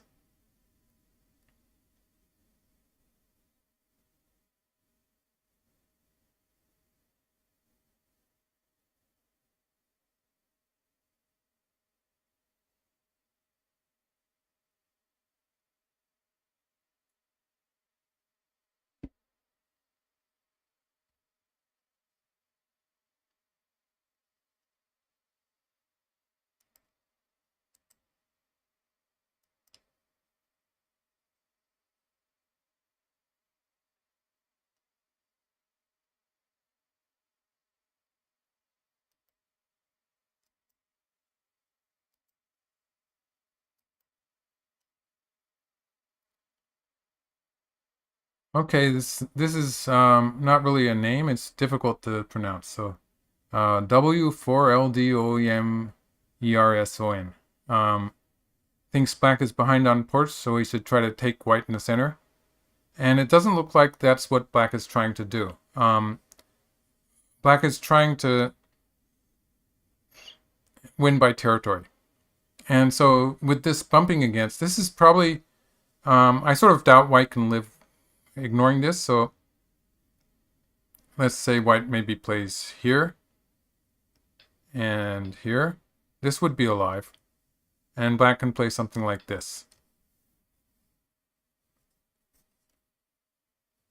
And if white plays here, black would connect and connect to the side. or if white plays here, black could play here.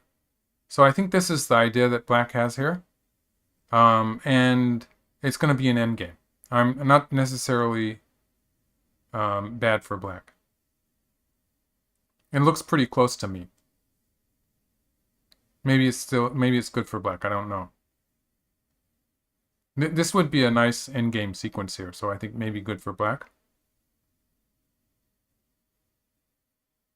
Or if white plays on this side, I think he's going to try to kill white in the center.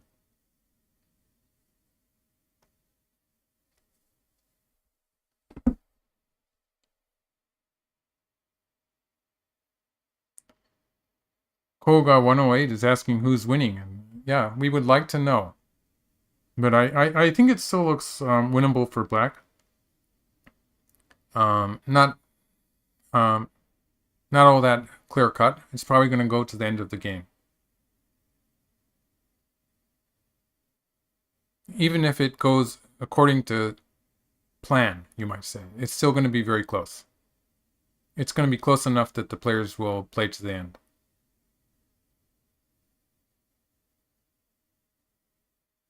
They have a lot of room to cover also.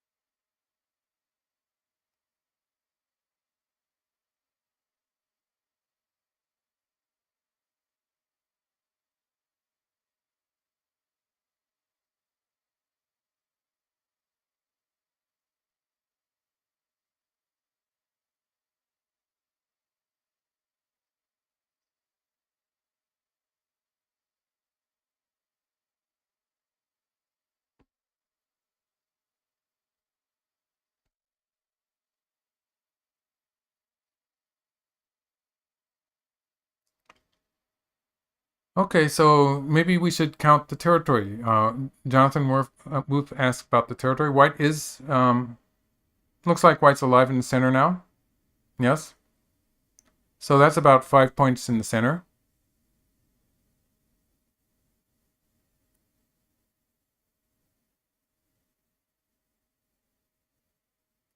And more than 15 points on the right side, so that's 20 points plus a bit.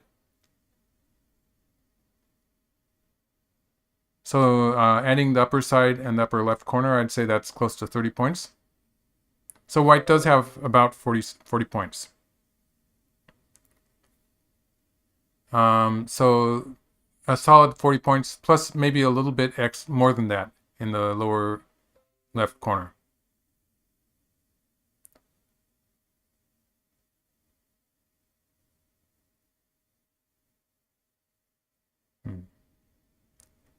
Black has, let's see, black has,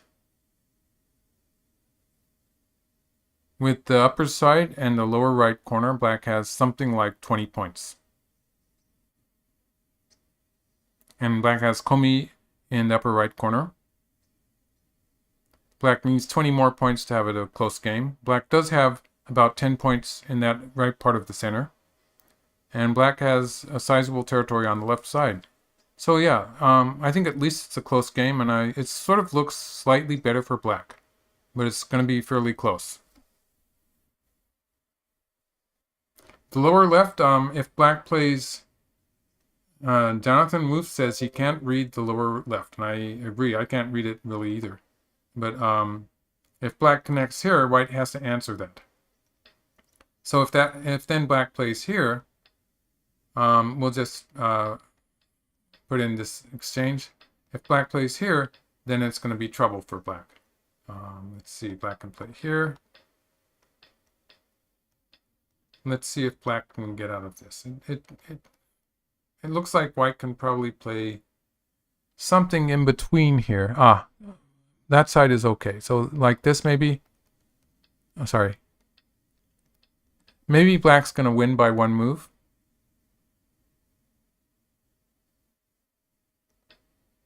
Yeah, I guess maybe this could work.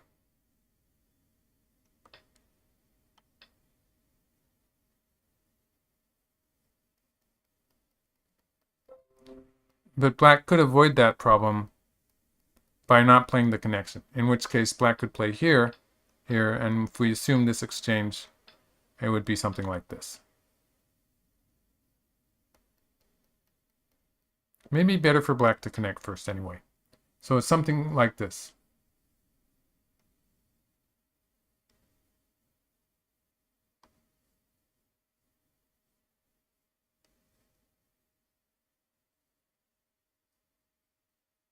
How much time is left? Won Seongjin is out of time. I expect he's in his overtime. Again, the times given by this server are not always 100% correct, but they're usually pretty close to a good estimate. So it looks like he's out of time now, and KJ has about 10 minutes left.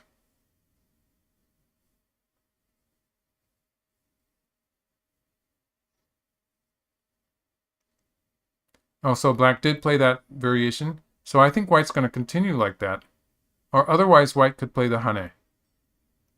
So otherwise white could play this move, and if black cuts, this would be, if we allow white to have this move as forcing, then this is a collapse for black. So when white plays here, if black tries to connect on the second line, this is still a troublesome variation for black.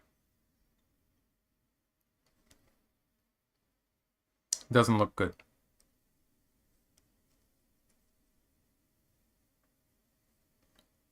So it would be this way, this way.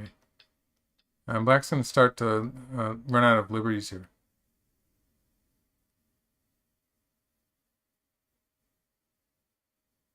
Could be interesting. Well, at the very least, white's going to be able to save the whole thing. This would be probably good enough. And black cannot capture those white stones. So yeah. Oh, that's where white played. So white plays the hane here. And if black rolls and white plays here, this is just trouble for black. I'm not really sure what he's trying to do.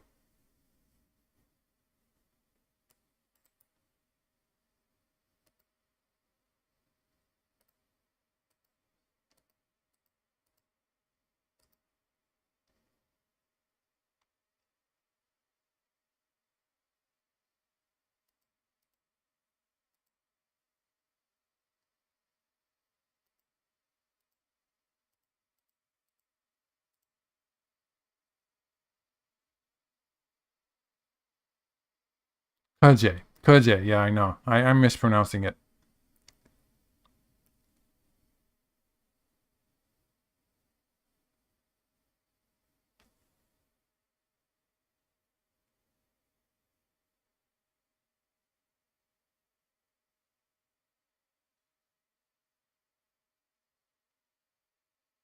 So black has to crawl on the left here, I suppose.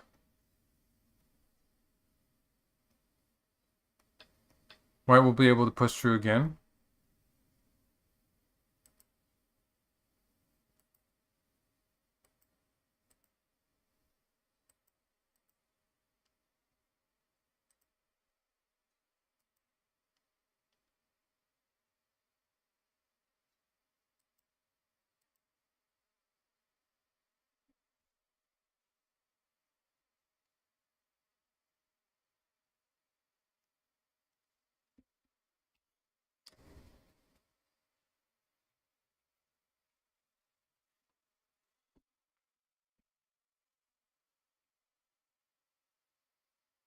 Okay, we probably need some more exact reading here. This is a complicated situation. So, okay, so white pushes through. This is a forcing move. If white plays...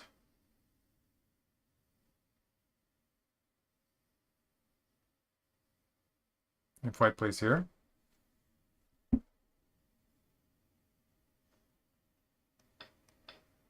This is a collapse for black.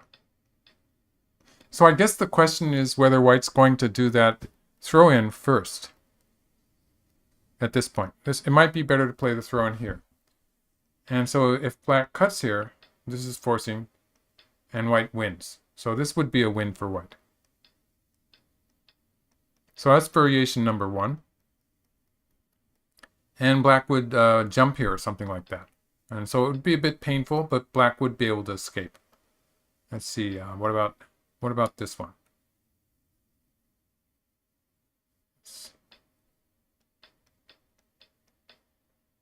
This is another win for white. Yeah. So here. And then here. It just looks like it's a bit painful.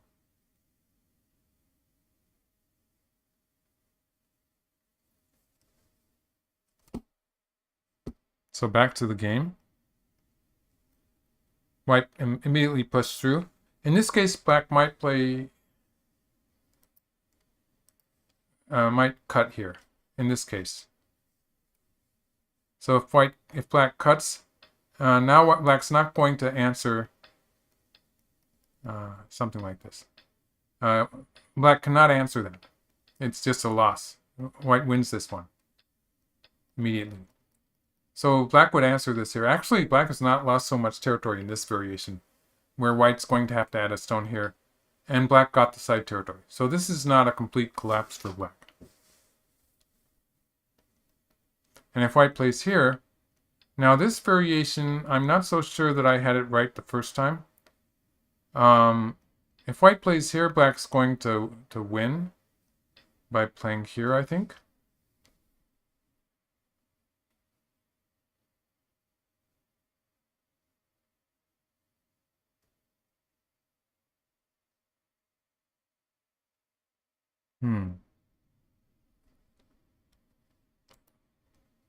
And so if white plays here, yes, so this was the more exact move.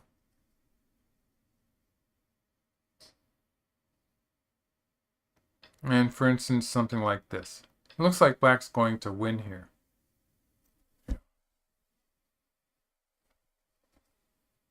So back to the game. Oh, black crawled.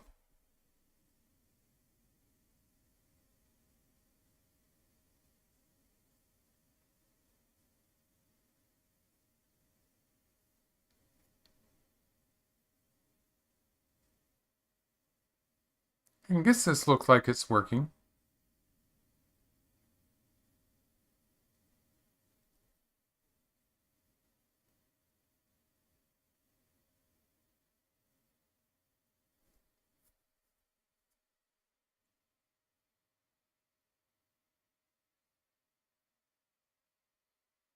White extended. Well, this looks like it could be a decisive fight here. At this point, black probably has to cut. And it's going to be exciting.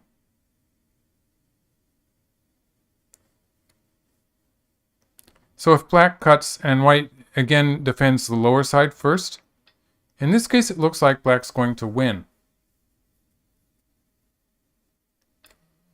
I think. Actually, it could still be exciting. It could be a kind of a ko. If black plays here, white plays here. And this would not be so good, maybe. Yeah, that's not good for black. So there's this variation and there's this variation. And both of them look really... This one would be having white playing like this and going after the two stones over there.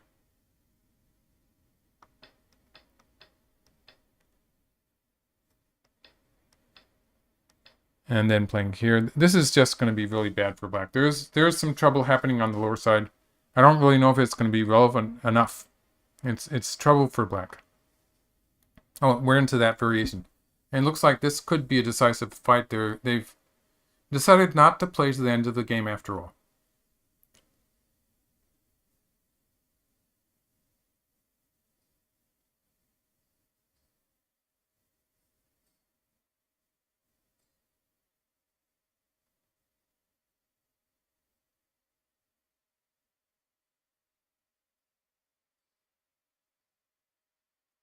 This is the game sequence here, and I'm sort of betting that it's going to be decisive. White's going to cut, and white's going to cut, and I think white's just going to capture the 2 stones.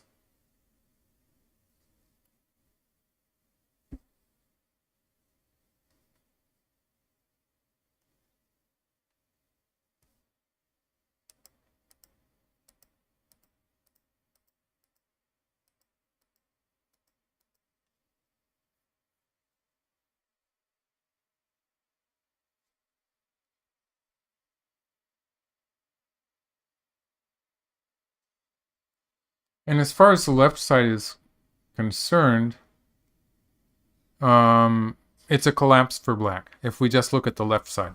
So I think it's more a question of what happens with the lower side here. So after this, how much damage black can affect on white here.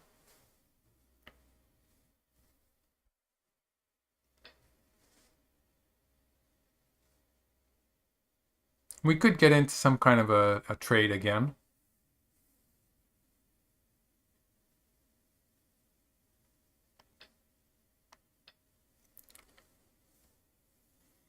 But that loss on the left side, it looks very painful for black.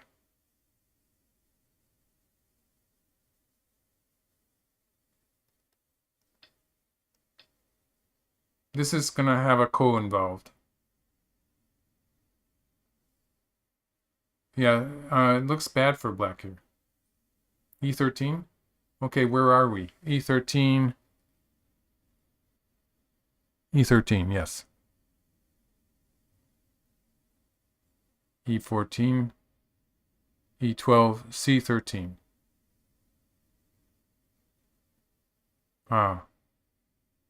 W Zhang is into a different variation here. So white has a liberty problem on the left, but white's going to be okay. So, so assuming that variation where where black captured the 1 stone and white took this, theoretically white has a problem with liberties here, in which the Tetsuji is for black to play here once and then play here, and white is running out of liberties here. But in actual practice, black has no timing to play that throw in at 9. If black plays it with 5, this is going to be a ko. And so, yes, it is potentially a problem, but not really. And also there's the fact that actually that problem with the liberties, it only happens if white pushes through here. But if white plays here, white can avoid it. So in this case, white can connect to the corner. Or if black plays on this side, white can make a life here. So in this variation, whether black throws in here or connects here, white does have a living shape on the side. So that's alive.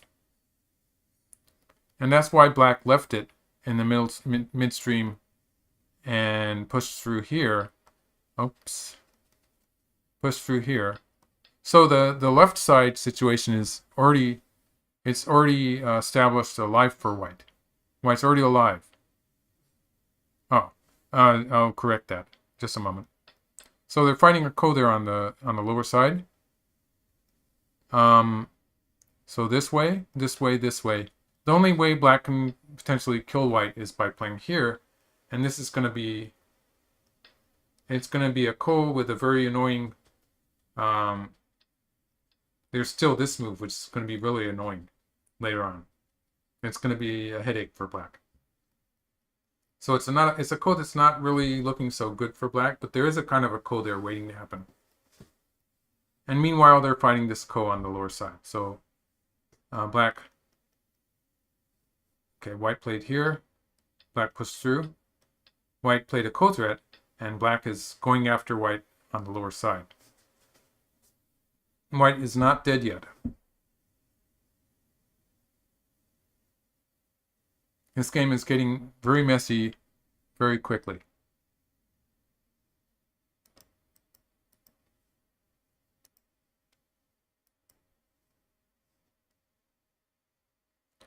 So the upper side, that was a territory for black that looked like more than 15 points. So if white plays there, extending to f3, that 15 point black territory, it's more than 20 points for white. So that's 35, a 35 point difference. Capturing the whole white group on the lower side um, is bigger than that, but we have to calculate the fact that white's wiped out the whole left side. So if you add all of that, that's already good for white. So white could have played f3. That would obviously have been a gain for white. But instead, white has cut at j2, j18. And that is working also because black has issues all over the place. Playing at j3 would have been a lot simpler for white. But assuming, yeah, so black can play an Atari once. And assuming black gets back to the upper side. Black has to get back to the upper side, basically. White can still take the ko. This is a ko for black's life on the lower side. So I would hesitate to call this a winning variation for black. It looks very dangerous for black on the whole.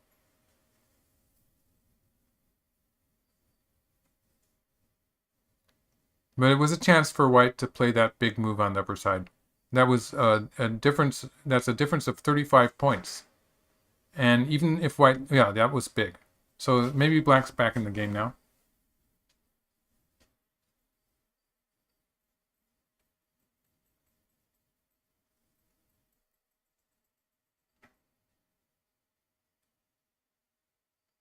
Right. Maybe black's back in the game. I don't know what's going on at this point. White's going to take the ko now. And that ko is very dangerous for black also. Yes.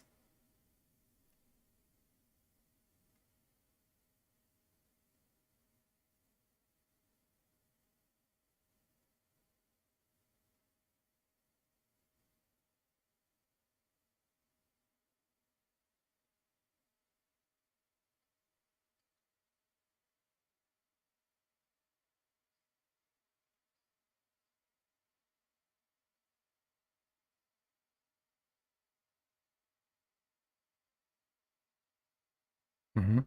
Black didn't have any other ko threats, really.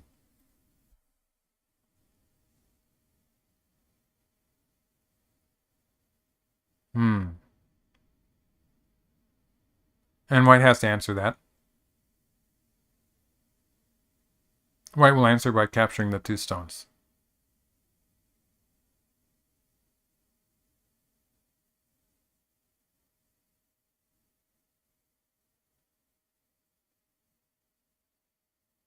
Mm-hmm. So that white group is pretty much alive, although there is a ko there that could happen.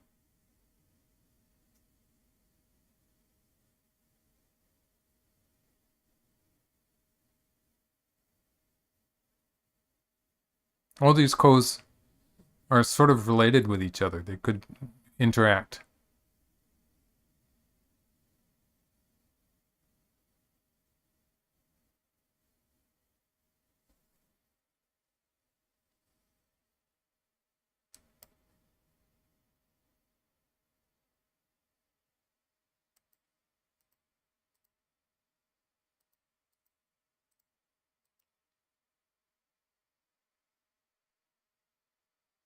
White still has some ko threats on the upper side, it looks like.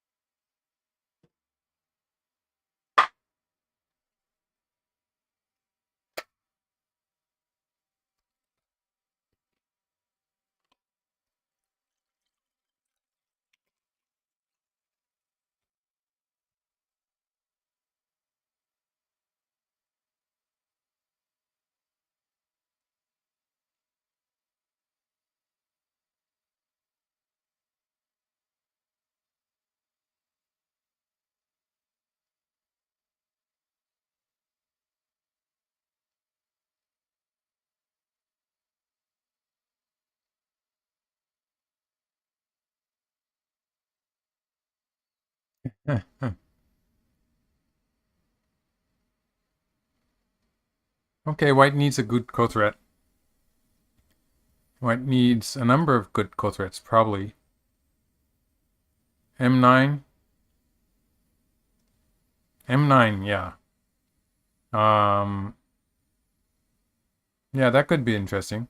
M9, yes. I4. M9. He played an M9.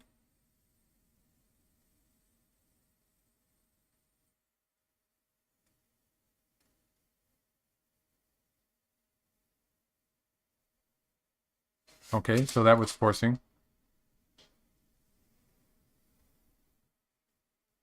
So white has another co-threat there.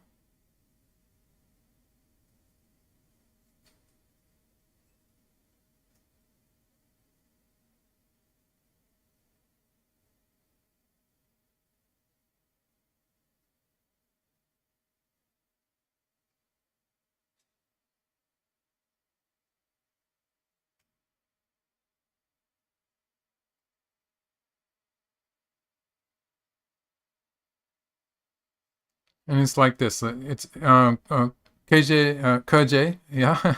he's in second reading also. So you can see him using um, all of the seconds to play this move, which is obviously going to be capturing the ko. And that's the thing I don't like about the Byoyomi system, where it's a certain number of seconds for each move. Sometimes you see the players just wasting time on a move because they're trying to read out the following variations, but it's not as efficient as the Fisher over time. In which case the player would immediately take the ko and would save that time for a later move.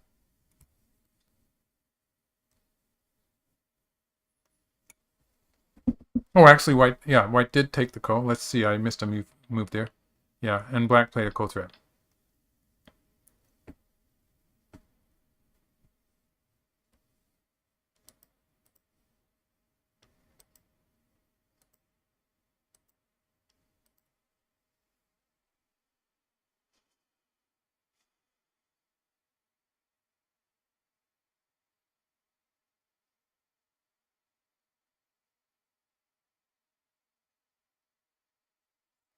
So white still has a couple of ko threats. So there would be the Tari at N10, and there's the attachment at I4. That's going to be forcing probably. It means that black's going to have to decide how to deal with the left side. Black's going to have to make a decision there, whether to connect in the center. So yeah, we'll just watch it play out.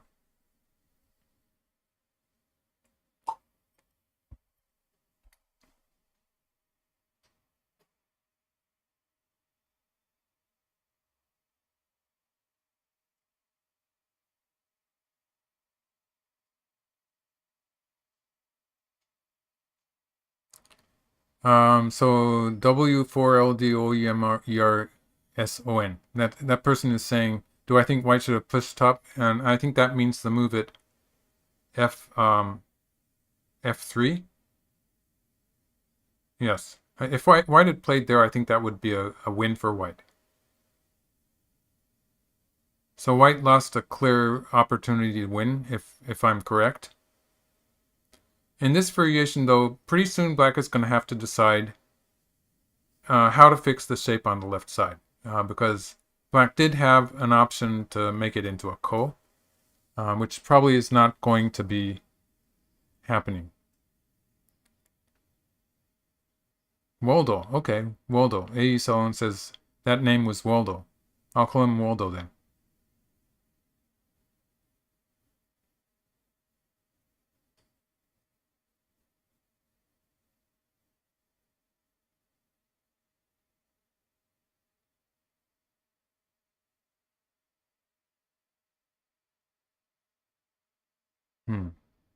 So at this point, black has to make a decision on the left side. That's basically the only place where black has any ko threats. So If black plays here, and white then plays here, then obviously white is 100% alive on the left side. Otherwise, if black plays here, white is not 100% alive. But it's going to be a weird ko that is going to be dangerous for both sides. It could be dangerous for white's group in the center too, but it's going to be really troublesome when at some later point white plays here. And all of black's stones on the left, they're sort of short of liberties.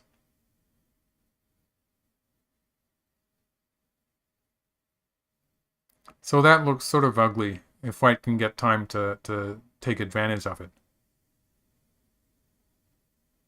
Yes, it's not going to... And it depends on this code that's being fought on the lower side also. So it's really complicated. Oh, black did go for that variation. Okay.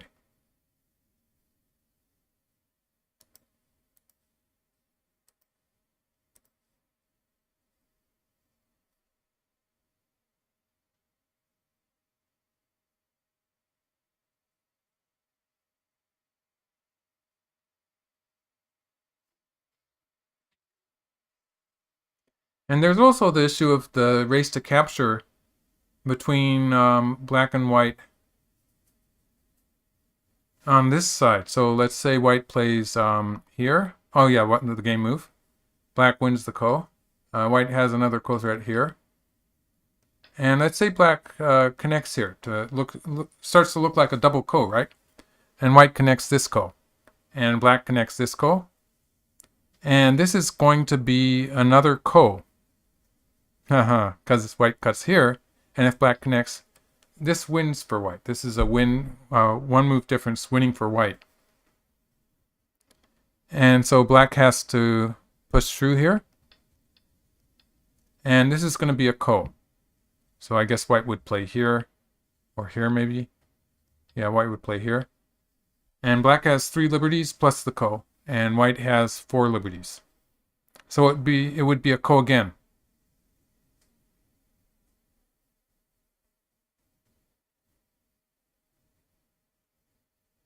White still has some ko threats towards the upper right corner. In this case, white has saved the white stones at D18. That clump of 5 stones have been saved in this case. So it's a lighter ko for white. It's easier ko for white. So white can probably get away with ko threats like this. This is probably good enough. Or even a ko threat like this would be big enough, maybe. This would also be a ko threat that was threatening to... Oh, there's an issue here on the lower side. But white would be able to capture this like this, winning by 1 move. And that would still be pretty big. There's this thing here. It's getting pretty impossible to calculate.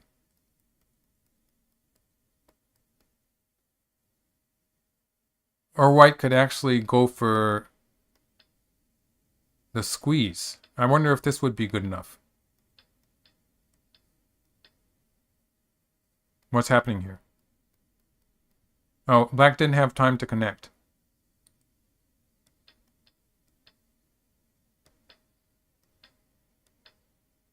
So, I needed to calculate this squeeze too, I guess.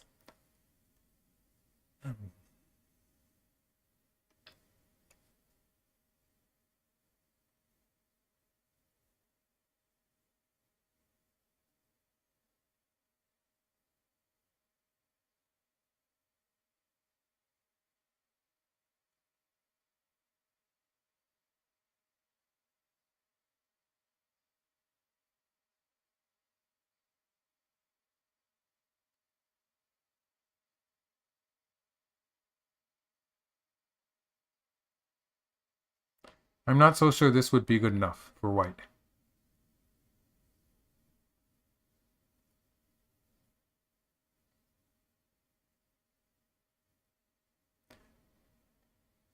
Yeah, so white would play the co-variation and try to kill something. Let's just see how they play it. So, okay, the game was different anyway. So, here we are. They're fighting the ko. Oh, white played that co-threat. And black ignored it. White finished that off. And it's going to be this ko now. Okay, so they're going to fight a final ko. I think it looks promising for white, but I'm still not sure.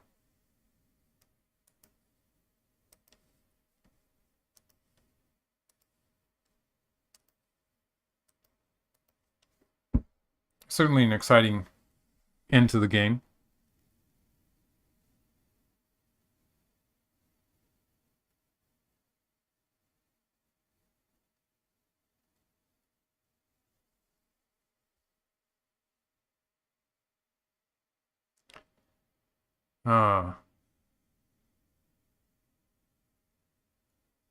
So let's see. They're fighting a ko here. Black has a nice ko threat at this point. Maybe it's good for black. Black has a nice ko threat here, which is going to force white to live. So what did black get out of this? Black got the whole lower left corner. That was a long time ago. That looked like a white territory. So that's something close to 40 points that black gained. White has gained something in the upper left area, the left side. And white has gained in the upper right corner. That was something like 8 points for black. And it's something like 24 points for white now, so that's... Yeah, so that's more than 30 points. 32 by that calculation. Yeah, so the whole trade here is maybe about even, apart from the fact that black has this ko. This is a one-sided ko now. So maybe it's good for black.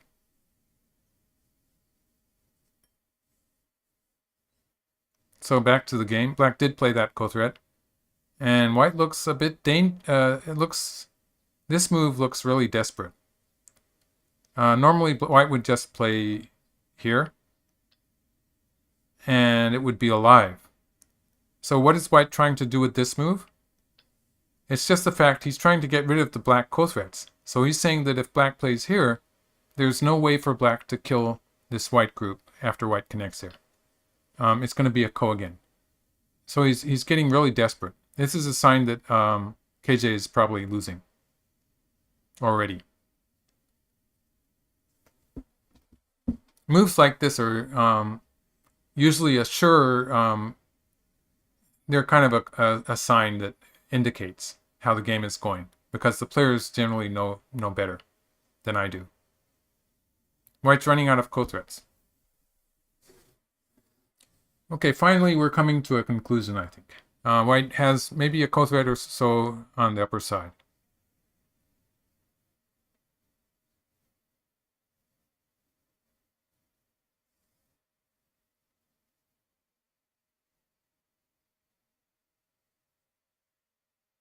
Yes, that looks like it's going to be a ko threat.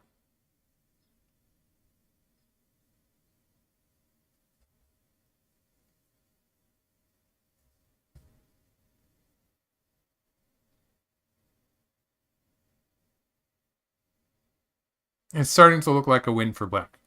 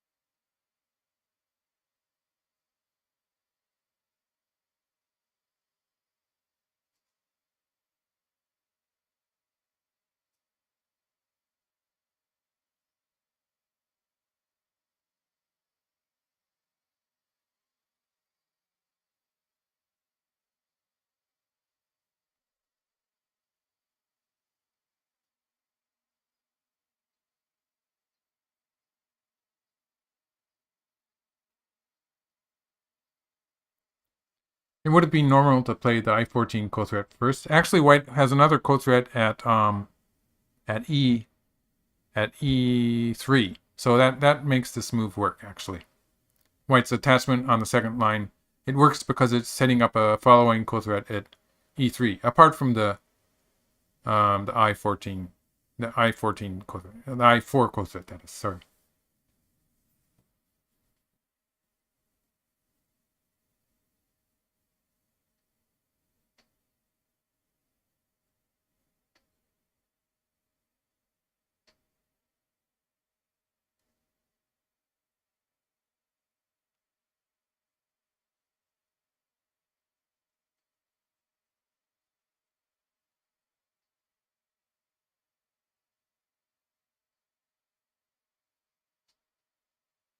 Mm-hmm.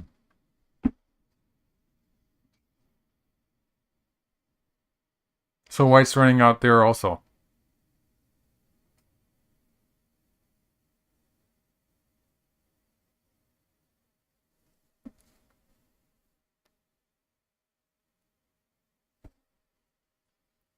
So White's going to run out twice more, threatening the wedge here. So this is a snapback. And White can curl around, but locally it's not really that convincing anyway. Because Black won the ko here, all of Black's shortage of liberties on the left has disappeared, and Black's perfectly okay there. So White's just getting into trouble here. Yeah, White's just getting into trouble all over the place. So this is not really working for White. And I wouldn't be surprised if he's pretty close to resigning it. Oh, okay. Some more moves. He's going to win the ko by playing all these terrible moves in the center.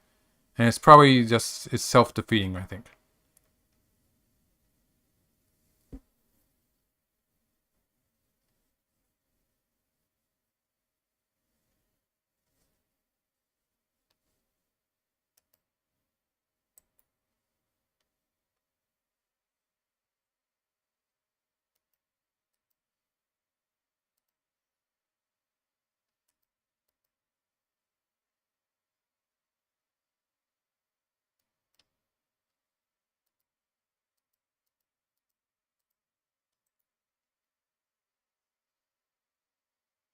Very confusing endgame, isn't it?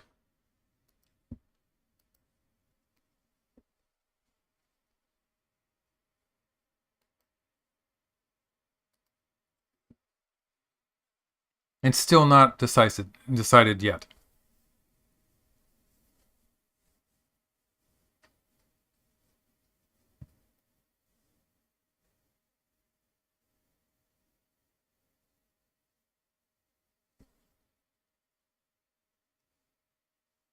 Okay, I'll be right back. Just give me a few minutes.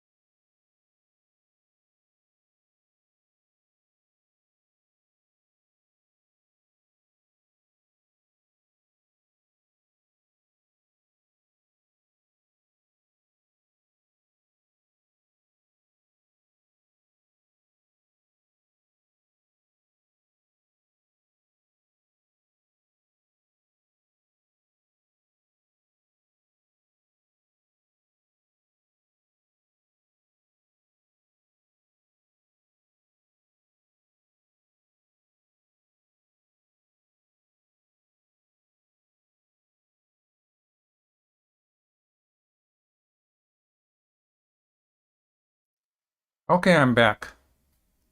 So let's see. They're still fighting Ko's, right? Just let me look at the last few moves. So yeah, White had to finish the Ko in the center, and is going to deal with it on this side. So this Ko is it's an advantageous Ko for Black. Yeah, White did have that Ko threat there. Yeah, and Black connects. So it's still a Ko. It's still a Ko there. It's sort of looking good for Black, but I don't know. Um,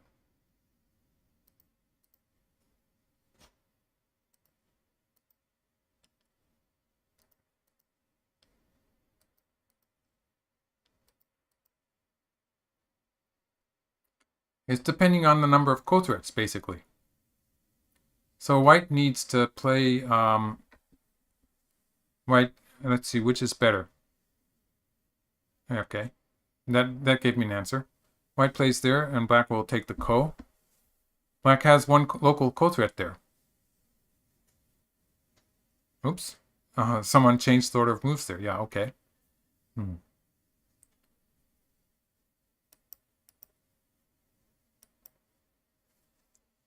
So the lower side, it's still a Ko. Everything is endangered in this game. Everything turned into a life and death problem.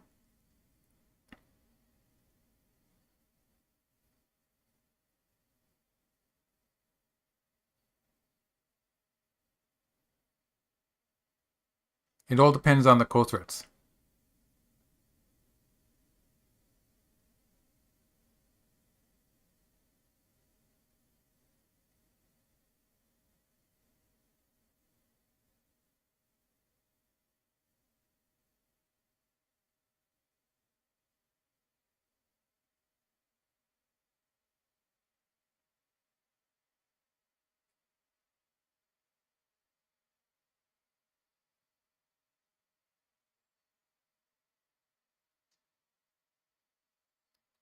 If White can survive all of this, then White still does have an advantage in territory. So Black has to get something out of the Ko.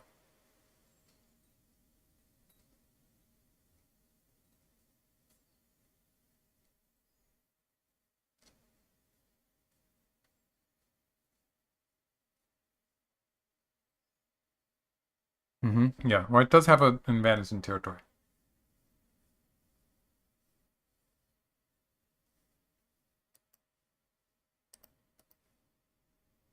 So Black has a Ko threat at F18, which probably should be played. D2 was necessary. D2 is necessary because White can connect at D2 and win by one move. So if Black killed with this move, like this. So let's see, that was Kukulus 100. White connects here. White wins by one move in this variation. Sorry, like this. Actually, it's a Ko, isn't it?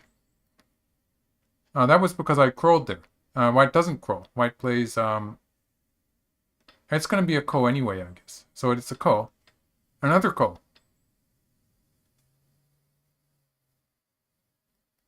Yeah, I guess this way is better for White. And it's a Ko here. But this is probably good for White.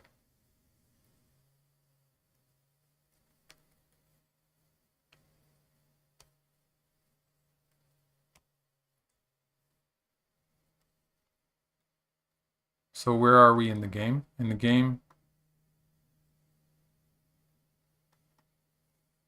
Black played here and took the Ko. And White played here. Is this a valid Ko threat? This is a valid Ko threat, yes. Okay, so White is threatening to cut. White is threatening to play at B10 and capture the 5 black stones. Oh, but Black finished the Ko. Okay, so finally we've got a trade. I wonder if I'm expected to count this. Okay. So White can capture those black stones, and it's going to be an endgame suddenly. And with all these trades, it's sort of beyond me to actually tell you how it turned out. That lower side does look big, doesn't it? It's probably an endgame that they're going to play to the end. Let's just watch the endgame now.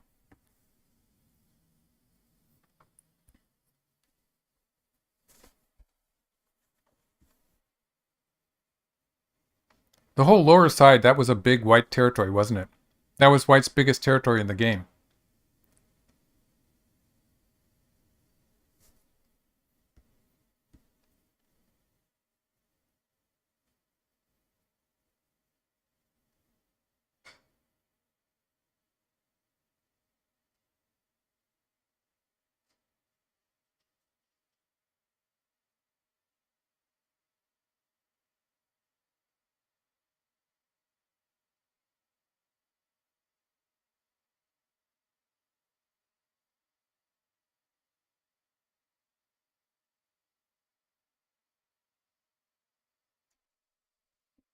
Okay, so how is black going to squeeze here?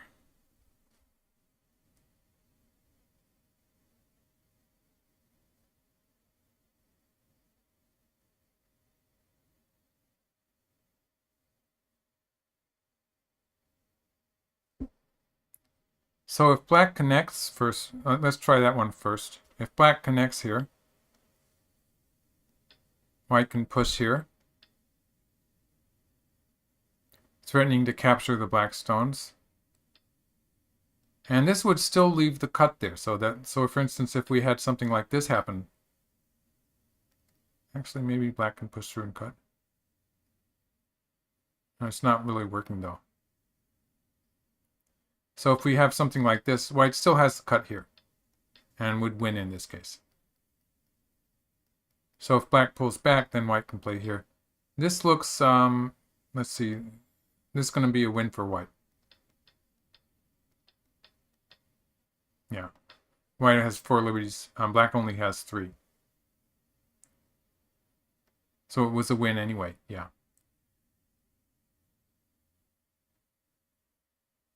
Okay. So black pushed and white cut. So black's going to squeeze there. Actually, there's not so much endgame left in this game. When you have a wild fight like this, you usually do a pretty good job of filling up the board. So it's finished now. Black sort of needs another move in the center. Yeah, and now black is going to capture the 3 white stones on the right, so that's a pretty big move. There's some big endgame moves on the right side and on the upper side. And after that, it's pretty much finished. So that's what happens when you fill the board with a lot of big fights.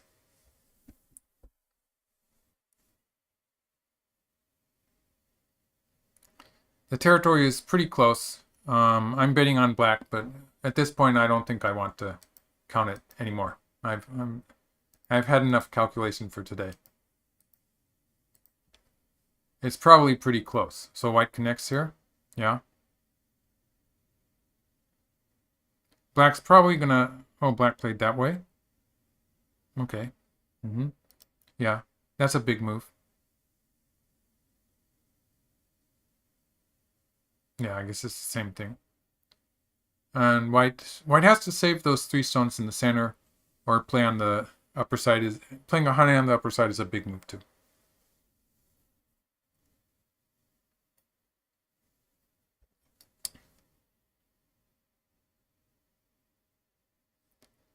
So with the center, what I'm saying with the center is that black can play here and play like this to cut white off. So black can capture these 3 white stones, which is about 10 points. It's pretty big. So saving those stones is a big move. Oh, so white did that. And black played here. And now the upper side is big too. So it's about time for white to play the upper side.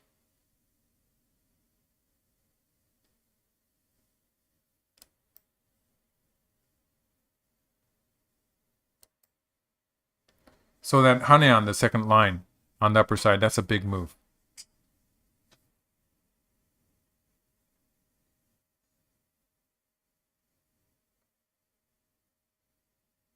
Yeah.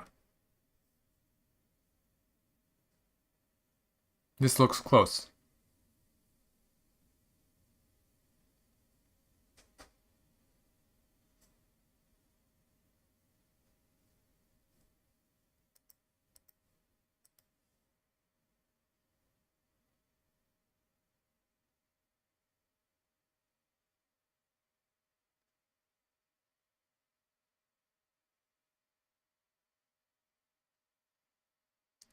That's right. I agree with Rick Rubenstein. It's amazing how the territories change places like this so often.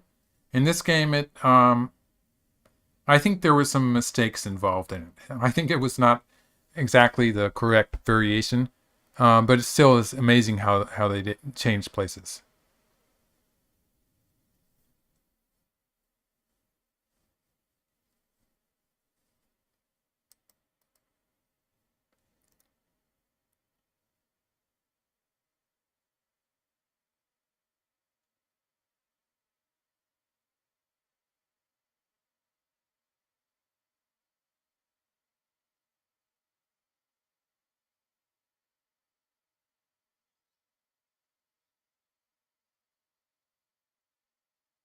So they're finally coming to an end. There's still some endgame moves that have to be played, and uh, my smartphone just gave up. So yeah, we'll just have to hope that this server survives. Um, doesn't make any mistakes.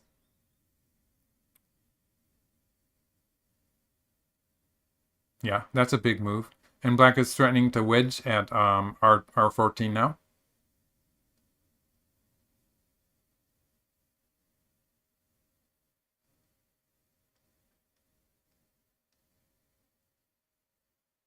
Cutting at R9, yes. Someone is Benkyo Kuku is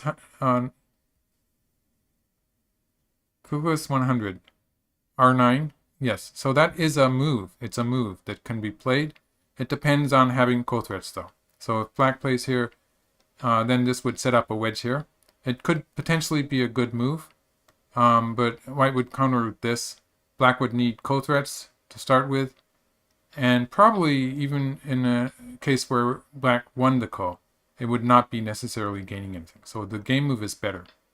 And black is threatening to do that next. So if white plays, yeah, if white had played something like this, black would be able to play here and then wedge here and get some extra points. So that's what black was doing with that move. And white answered on this side. And so it's very straightforward after this. I think, oh, not so straightforward. White's going to squeeze there first. That's a good move.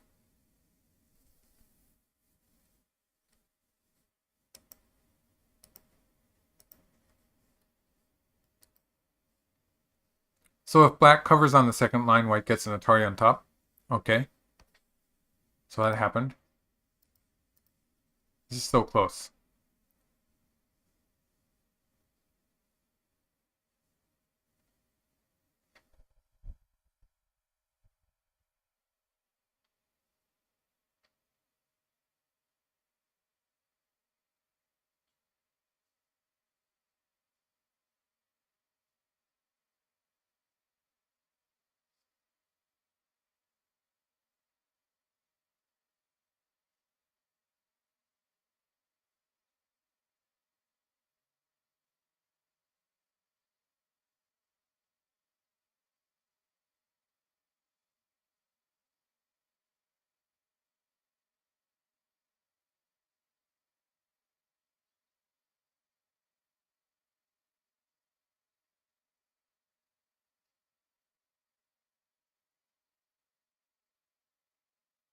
Yes, Akotis is probably right. Black should have connected on the third line to start with. Would have been slightly better. There would be some extra endgame moves that white could play in the corner. Some profit in the corner involving a ko.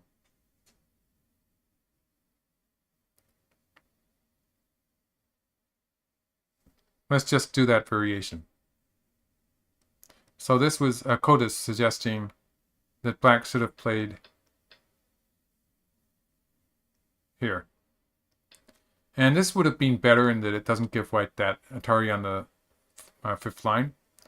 And eventually it does mean that white will be able to throw in here and chase from behind to get some extra profit in the corner. What black cannot connect here on the first line. So there's some extra profit there that white can potentially get, again, depending on a call. So black was focusing on that more, but I think this would have been better to connect on the third line here. Okay. So that was a big move too. I thought white would play the ko on the upper side first. This is a very close game.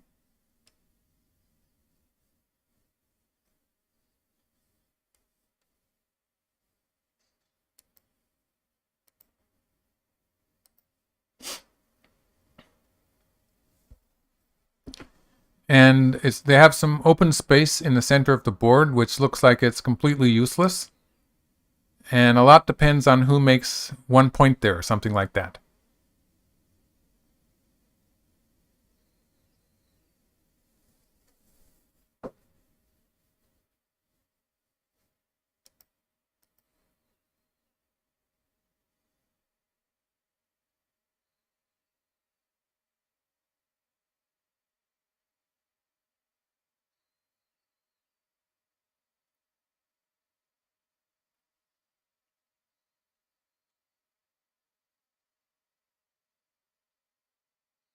So in the center, white was actually threatening to cut black. Yeah. So if black had played away,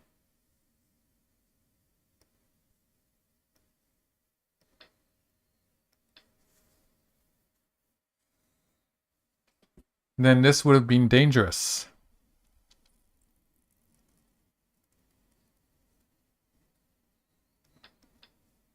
This kind of thing. Or actually, in this case, white can just cut.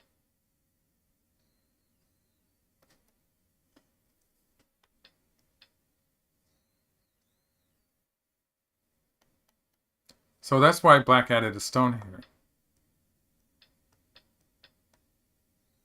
Okay.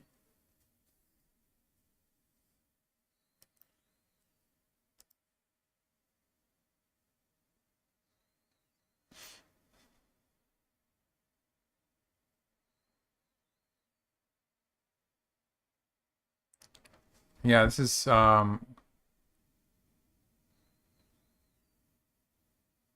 not a simple endgame. It's the 1 point that one side or the other is going to get in the center. That kind of thing is going to make the difference here.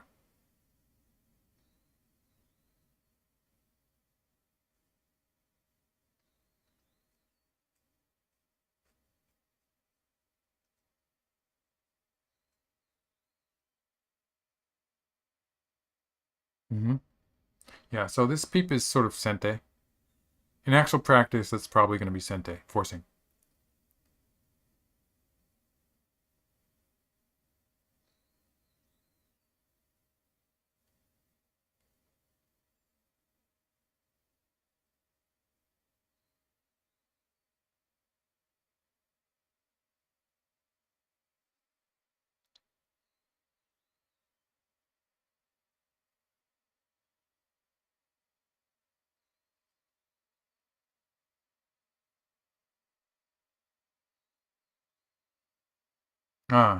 People are asking for capture numbers. So this server doesn't show the number of captures. Oh, maybe it does. It's 20 for black and 16 for white. But usually strong players, when they count, they just know where the captures are. Yeah, I know. But yeah, it's actually a true thing. Okay, it looks like black is playing the time move there. It's a very close game.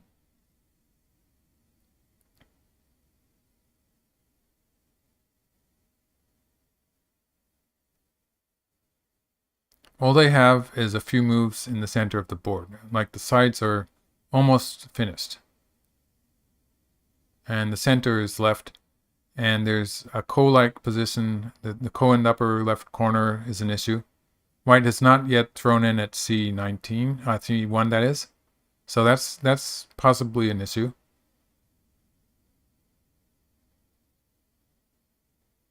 Yeah, black's playing 1 minute moves.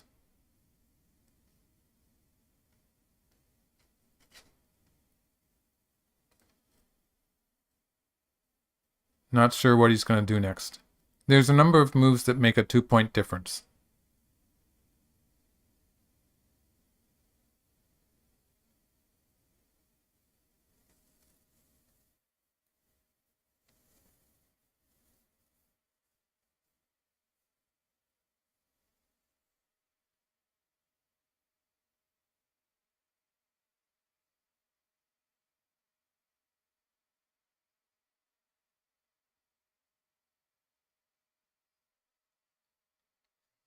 Black J6. J6. Playing something in the center is usually not a good idea. Just to look at how black is connected in the center there. If white cuts here, black can play here and here. And if white cuts, this is a snapback. So this is actually, it's just a connected shape for black. And white might play something like that and like that. So this is one variation that could happen. And black has half a point there. Otherwise, black could play here. This works also. Similar, but black's lost that point there, the potential point there on the upper side. So it's probably slightly better for black to play on this side.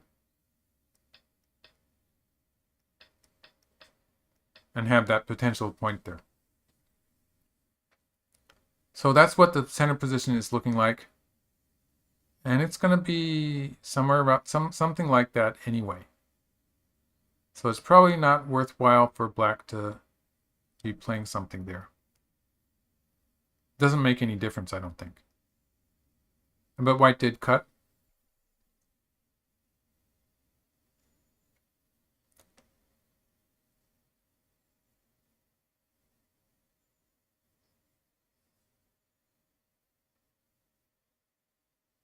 So that area is going to be, oh, white found a good move that I missed. So white gained half a point. No, white didn't gain anything.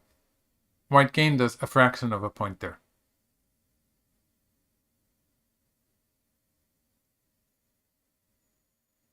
When black plays, it's the same, but when white plays, it's a half point difference, as far as counting is concerned. So actually, white gained a little bit there.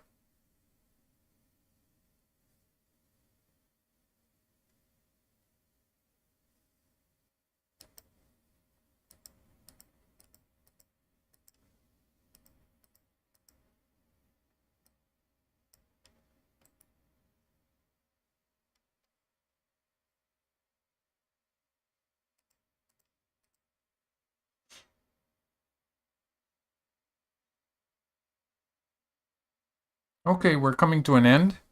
There's some forcing moves that white has in the lower right. There's 1 or 2 moves that are going to be forcing. So that's S16 and M19. Those are both, in actuality, they're going to be forcing. White has an Atari to play. That's white's thrown in the upper left corner. White has an Atari at M1 that's going to be forcing. And then finally, it's that move in the middle, some 1-point moves or 1 or 2-point moves in the middle of the board that they have to play to finish the game. And they're going to have a final ko. What?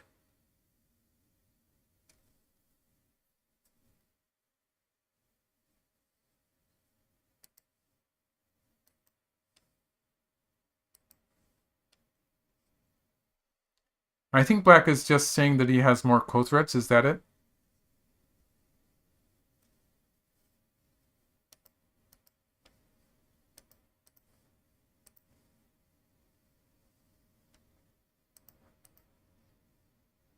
They're suddenly playing very quickly.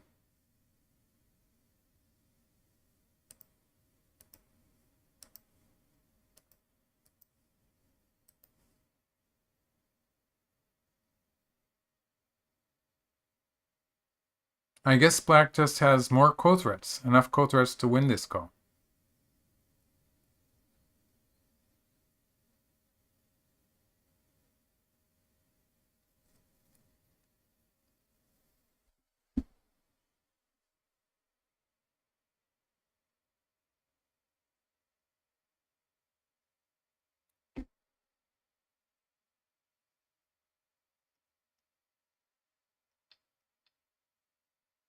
Yeah, yeah, that was hard to believe.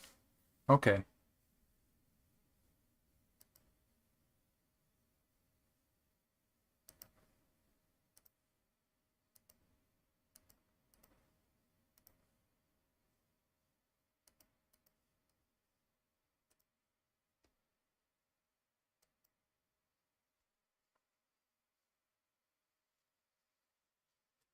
So if black answers this move, it's going to create two more co-threats inside black's territory.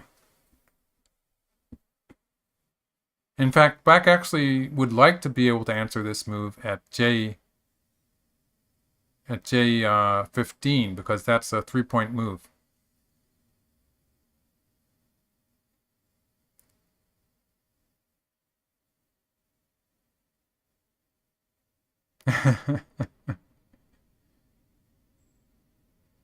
Okay, black finished the ko. So I'm glad that's white played this side. That's that's less than 3 points. Oh yeah, okay. I guess it's okay. Okay, they're coming to an end now. Let's see, there's a number of I didn't really get what that ko was all about in the upper left corner. But it's a pretty simple endgame now. There's a number of 2-point moves left.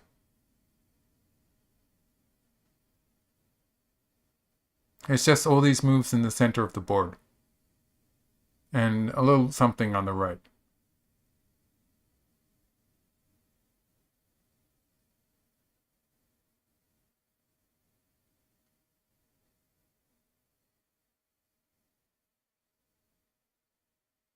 I think it's going to be a half-point difference, and I'm not sure which way.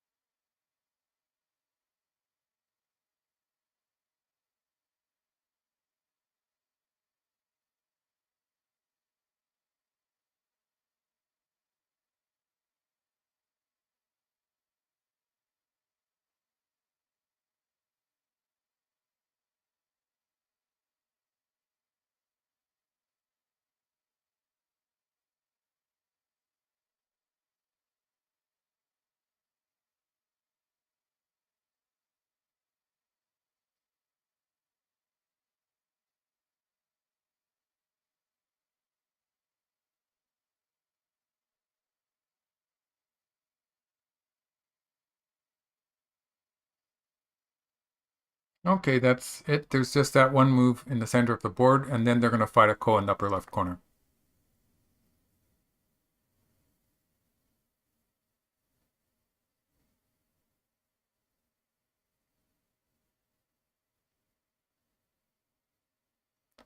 And black has more, let's see, white has two ko threats in the lower right corner. One ko threat, two ko threats in the center. So that's 4 ko threats. Black has one ko threat on the left. 2 ko threats in the center there. And 2 ko threats on the 3 ko threats on the right side. 2 ko threats. 3 ko threats on the right side. So black has an advantage in ko threats.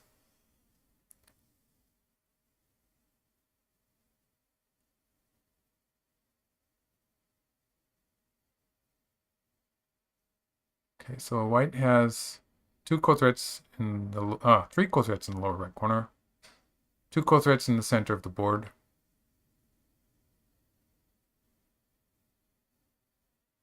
That's 5. Black has 1, 2, 3 co-threats on the right side. 2 co-threats there, that's 5. Black doesn't seem to have enough co-threats to win the ko at A2, but so white's gonna win that ko. Yeah.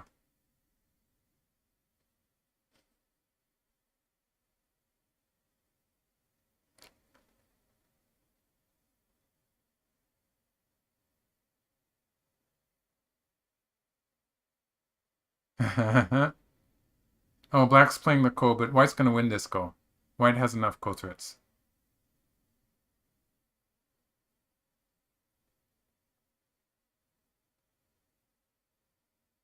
Okay, they finished the game.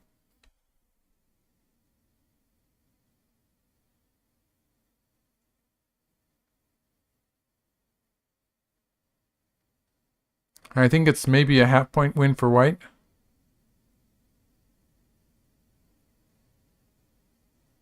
Black's gonna fill the last dame. That sort of indicates it's a half-point win for white to me.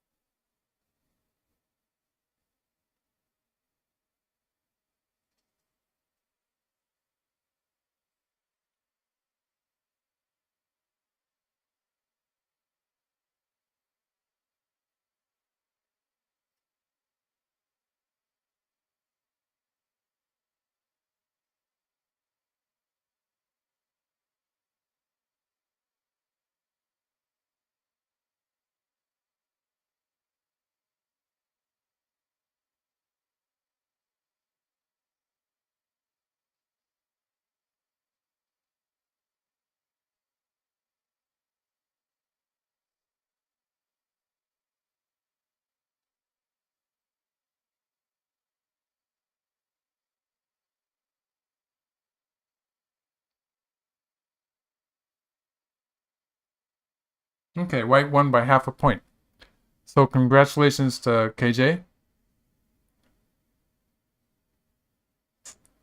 And